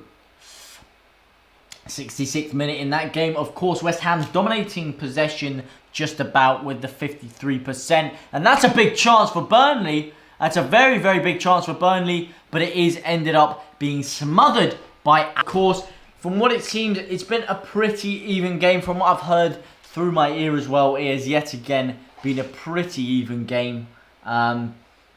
West Brom, of course, both goals coming through Thomas Souček. Thomas Souček scoring an own goal in the first half and then making up for it with a nice tap in from the back post in the second half. Which, of course, if we do look at the Premier League table, does lead us to this situation that we have right here with West Ham residing in 6th place. Whereas Liverpool, with their 2-0 lead over Burnley today, has currently left them safe and secure in 4th place for at least another match week. Of course, Leicester can still feasibly overtake them, but it would require them to get a 5-6 goal victory over Tottenham, which is it looks very, very, very unlikely that they'll manage to do that. So Liverpool will have to drop points in the last game of the season in order for them to do that, or alternatively, Chelsea could drop points for Leicester to slip in. And Mohamed Salah plays it to Trent. Oh, it's just flicked over the bar by Chuck Norris. And Trent Alexander-Arnold is, of course, adjudged to be offside anyway, so that is irrelevant. What a ball in there. And Trent's flashed the header in there. And it's just tipped over the bar.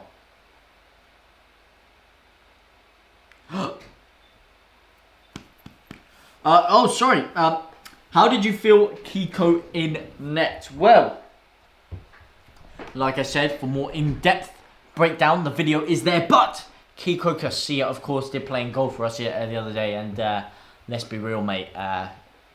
He was a bit shaky, wasn't he? His distribution is certainly not Meslier level of distribution. Had a geezer, Adam Hallroyd, in the chat yesterday. He was saying, look, at the end of the day, the distribution was not at a high enough level. It wasn't sending confidence through the back line. And you could see it at times with our defenders. They looked like they weren't very confident with him behind them. It looks like they looked a bit nervous, a bit tentative at times. And he made a couple of alright saves, a couple of saves I'd expect him to make. But he just doesn't fill me with confidence generally. I mean, he didn't play specifically bad. But he's not on Meslier's level, if you ask me. What about you? Do you rate Kiko? Do you think we should keep him? Because of course we've got Capriel coming in after him, so Capriel could easily do a job there. So do you even think there's a need for Kiko to be there, or do you think we should get rid of him and potentially give the wages to someone else and potentially bring another goalkeeper in, maybe to number 2? Because we may lose Meslier, and if we lose Meslier, I certainly do not want Kiko Casilla as our first choice goalkeeper. We need to splash the cash on someone else. So for me, I mean, I like Kiko for the hard work he's done for us. You know, he did some brilliant work in getting us out of the Championship. But, no way. No way. What do you mean by no way? As in, you don't rate Kiko? Or you think we should sell him? Or you don't think we should sell him? Or should I say, should we sell or should we keep? K for keep, S for sell. W for Wood, as Chris Wood pounces over the ball, looms over the Liverpool centre halves, and the ball is whipped in, and it's crushed into the back of the advertising board by me. And no, not by James Toon, by Benjamin Me. Benjamino Me. How many fans are in these games? I wonder if it's any more or less than the last game of the season is going to be. I'll tell you something, even now, Burnley, that is a tragic support. What's going on there? They barely got anyone in there. When I was looking at the Chelsea game, they had loads of people clumped together. This Burnley game, they got like 1 people every 5 seats, and it's one of the smallest stadiums you can get. Sell. You'd sell him. Alright, yeah, good man. Well, I wouldn't say good man, I don't want to be rude to Kiko, he gave me some good memories. I was stood behind the goal when he made that cracking save against Hull and then flung it forward, and Klitsch ran forward and got us a counter-attack goal. And he was part of that beautiful song with Pablo Hernandez. Kiko Casilla, plays for United with Pablo Hernandez. Yeah. Unfortunately, though, I think his time has passed. And let me change this this screen, by the way. Let me change this screen. Let's go back to the main screen. Oh, do you see that lovely homepage, by the way, right there? See that homepage came on screen. Absolutely beautiful, if you ask me. Absolutely BEA to the U to full. You can't beat Marcelo Bielsa, aka the GOAT, aka the main man. Do you think Raphael will leave this season? And I presume you mean Rafinha.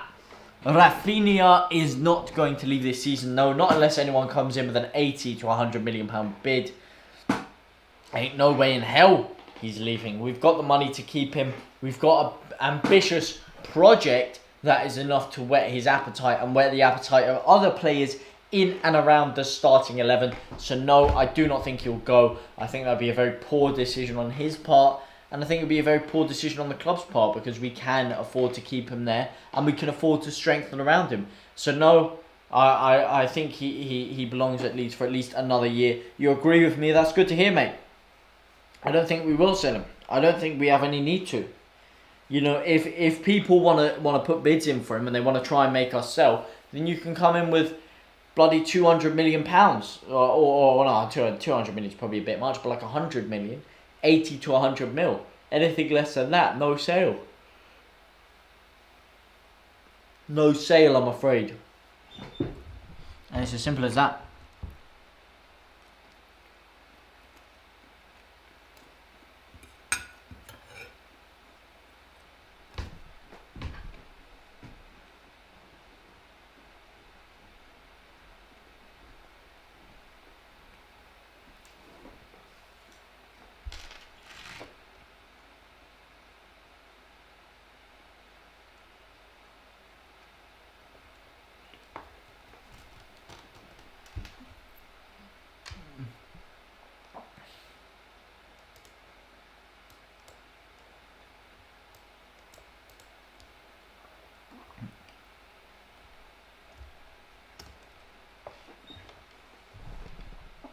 One second, lad. I'm just going to go fill up my glass of water because I'm dying of thirst.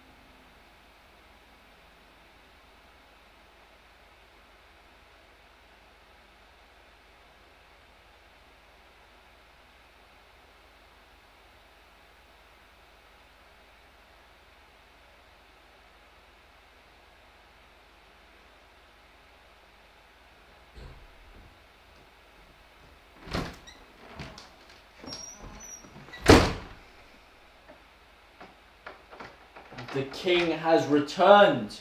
Returned to his throne. Just 10 minutos remain in the big one. El Grande Machipo.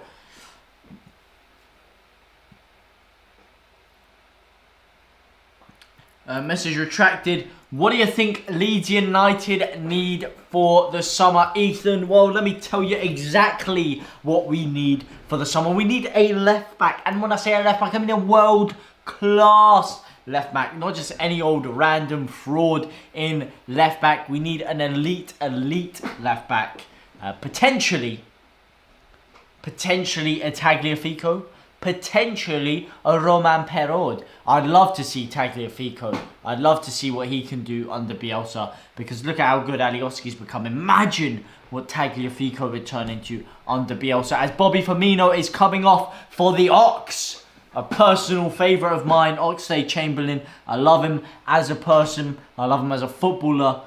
He's just an all-round classy guy. Very entertaining, very charismatic, and very, very good on the ball. He's got an absolute rocket of a right foot on him, might I add. He's coming in for Bobby Firmino. Bobby Firmino, of course, on a rich goal-scoring vein as of late, scoring a couple against Man United and now scoring away to Burnley as well. But yes, I would like a I would like Tagliafico, and I would also like Rodrigo De Paul for Leeds United. But Oxlade-Chamberlain is now on the pitch. And I'd like to see what the Ox can do. I'd like to see Ox get himself a goal. I would indeed. But yeah, what do you think about Rodrigo De Paul, Ethan? Do you think we'll manage to get Rodrigo De Paul? Or do you think that's done out here now?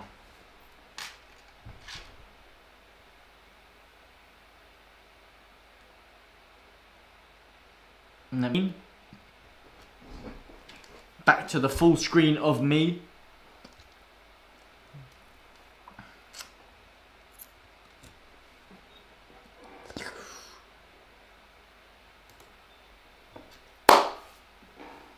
Here we go. 8 minutes left on the clock. Burnley now on the attack, cruising forward, piling the pressure on. It's Charlie Taylor, former Leeds United player. Charlie Taylor whips in a ball to absolutely nobody. I think we need a left back and a midfielder and a winger in the summer. No De Paul for me. Well, that is crazy, mate. Rodrigo De Paul is exactly what we need in the midfield there. That's an absolutely lovely touch by Charlie Taylor there. He's Ronaldo chopped it into his own path and then whipped it into nobody. A left back and a midfielder, exactly. That's why I said Tagliafico and Rodrigo De Paul, because for me, RDP should be the midfielder. Who would you sign in midfield then, if Rodrigo De Paul is not your go-to? And a winger, I don't think we need a winger. We're stacked in the wing position. We've got Jack Harrison. We've got stacked Jack Harrison. We've got Rafinha Bellotti. We've got Giancarlo Poveda. We have Sam Greenwood coming through. We have potentially Joffy Gelhard coming through. We have more than enough players in the wing position. As Reece Williams has gone down for Liverpool here. This looks bad. It looks bad indeed. He's holding his face. He's holding his jaw. It looks like he's taken a smack to the jaw there. He's taken a head to the jaw. Is what he's taken, and he's still down. He's still down here. The players are looking concerned for his health there. I think it will not happen, but I want Rodrigo De Paul. Same. Well, no, I think it will happen. I think it will happen. I think everyone's muddying it up now, but once the summer comes round, I reckon it will all change, and we could be back in there. For him, I have faith. I have faith. James Milner now coming on for Liverpool. James Milner, another former Leeds United player. The pitch is littered with them today.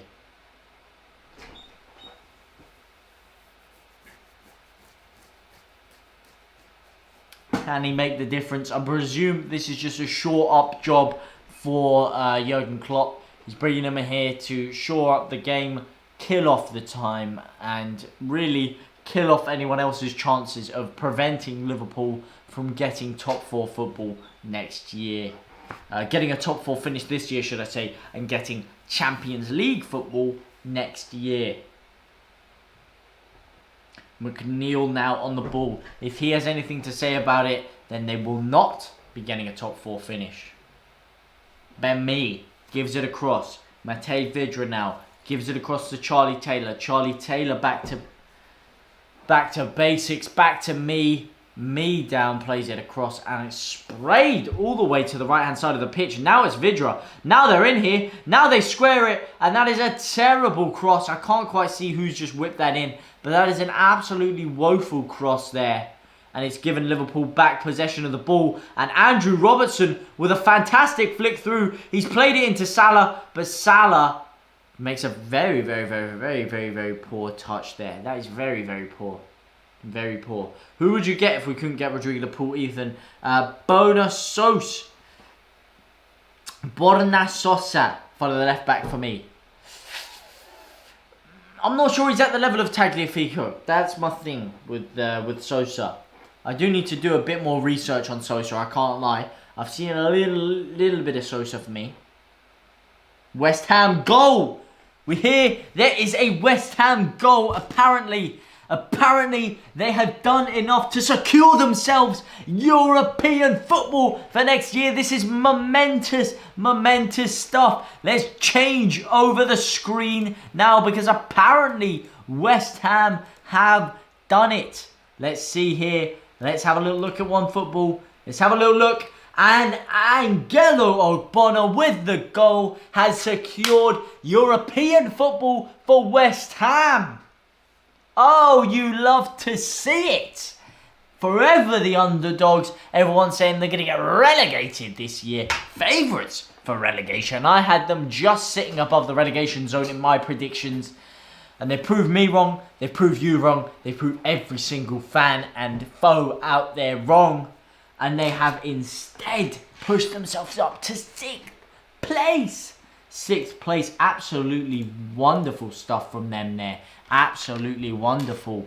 They are now 6th on 62 points. 3 points clear of Tottenham Hotspur. 3 points clear of Everton. But Everton will not feasibly be able to catch them goal difference wise unless if there is a 7-goal swing. West Ham goal. Yes, I've read that. Borna Sosa at left back for me. Like I said, I do need to do a bit more research on Borna Sosa before I get back to you on that. But for me, Tagliafico is still my number 1 option as Robertson kicks the ball straight into McNulty. Who would you get in midfield, Ethan? If you could not get Rodrigo de Paul, who would you get in midfield instead?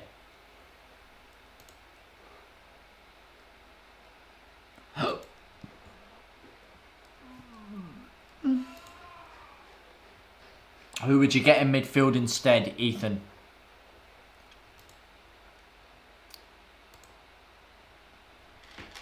Who would you get instead? And it's a corner for Liverpool. Liverpool currently poised over the corner. Andrew Robertson poised over, gives it back to Milner. Milner back to Thiago. Thiago to Milner now. Milner on the edge of the area. Milner cuts in, gives it to Thiago. Thiago rolls the ball forward elegantly and eloquently. Gives it in. Is Chamberlain. Is Chamberlain still? Chamberlain still. It's Oxlade-Chamberlain! What did I tell you? The Ox, a fan favourite for me, a favourite of mine. Probably the favourite Liverpool player, if I could say. The Londoner himself. The man who is himself enigmatic, charismatic. And I said he has a rocket of a right foot on him. Did I not? Cast back the stream 10 minutes for when Oxlade-Chamberlain came on the ball. And you'll hear that I said exactly that Oxlade-Chamberlain is the main man. That Oxlade-Chamberlain has a wand of a right foot on him. And that it is only a matter of time before he unleashes that. And that results in a goal. And in fact, I look like a mug because he scored with his left foot, not his right. But nonetheless, it is still an absolutely thunderous strike into the bottom left-hand corner. And Liverpool now lead 3-0. 3, yeah. That's mad. That is mad. Which now puts them, what are their goal difference? 24. They now have a better goal difference than Chelsea. And they have 4 better goal difference than Leicester. So Leicester will need a 5-0 win if Liverpool are to win by just 1 goal next time to overtake them. So it is looking less and less feasible by the minute that Leicester can overtake Liverpool without Liverpool dropping points in their next game. Do you guys think that's it now? Do you think that's it for Liverpool? Do you think they have secured that top 4 finish? Or do you still think that Leicester could cause an upset? That Leicester could absolutely spank Tottenham Hotspur?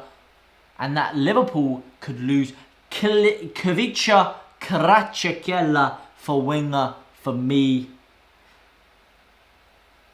You do think Liverpool could lose in the last day of the season? Well, I will hold you to that. Kvicha Kvaratskhelia for winger for me. Like I said, we do not need a winger in my opinion. But Kvicha Kvaratskhelia is your man that you have gone for.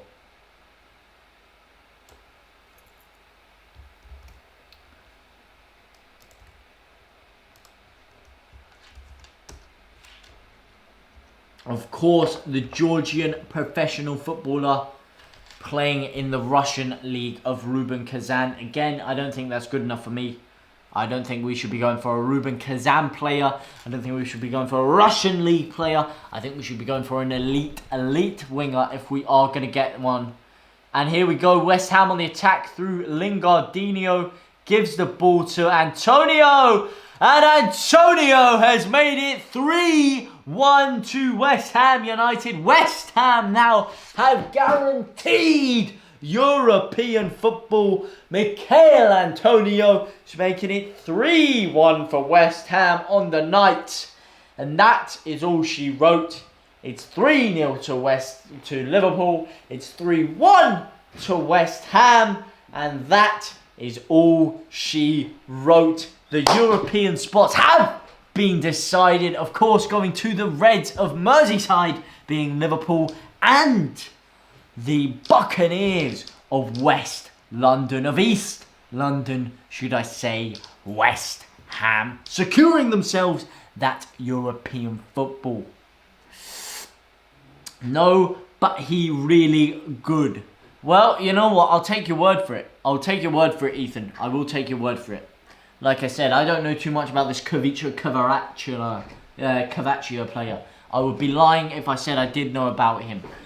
But you know what? I'll have to do a bit of research onto him. And of course, I do know a decent bit about Sosa. But I'll need to do, like I said, if I'm going to do a transfer roundup, I will of course do a lot more research on Sosa.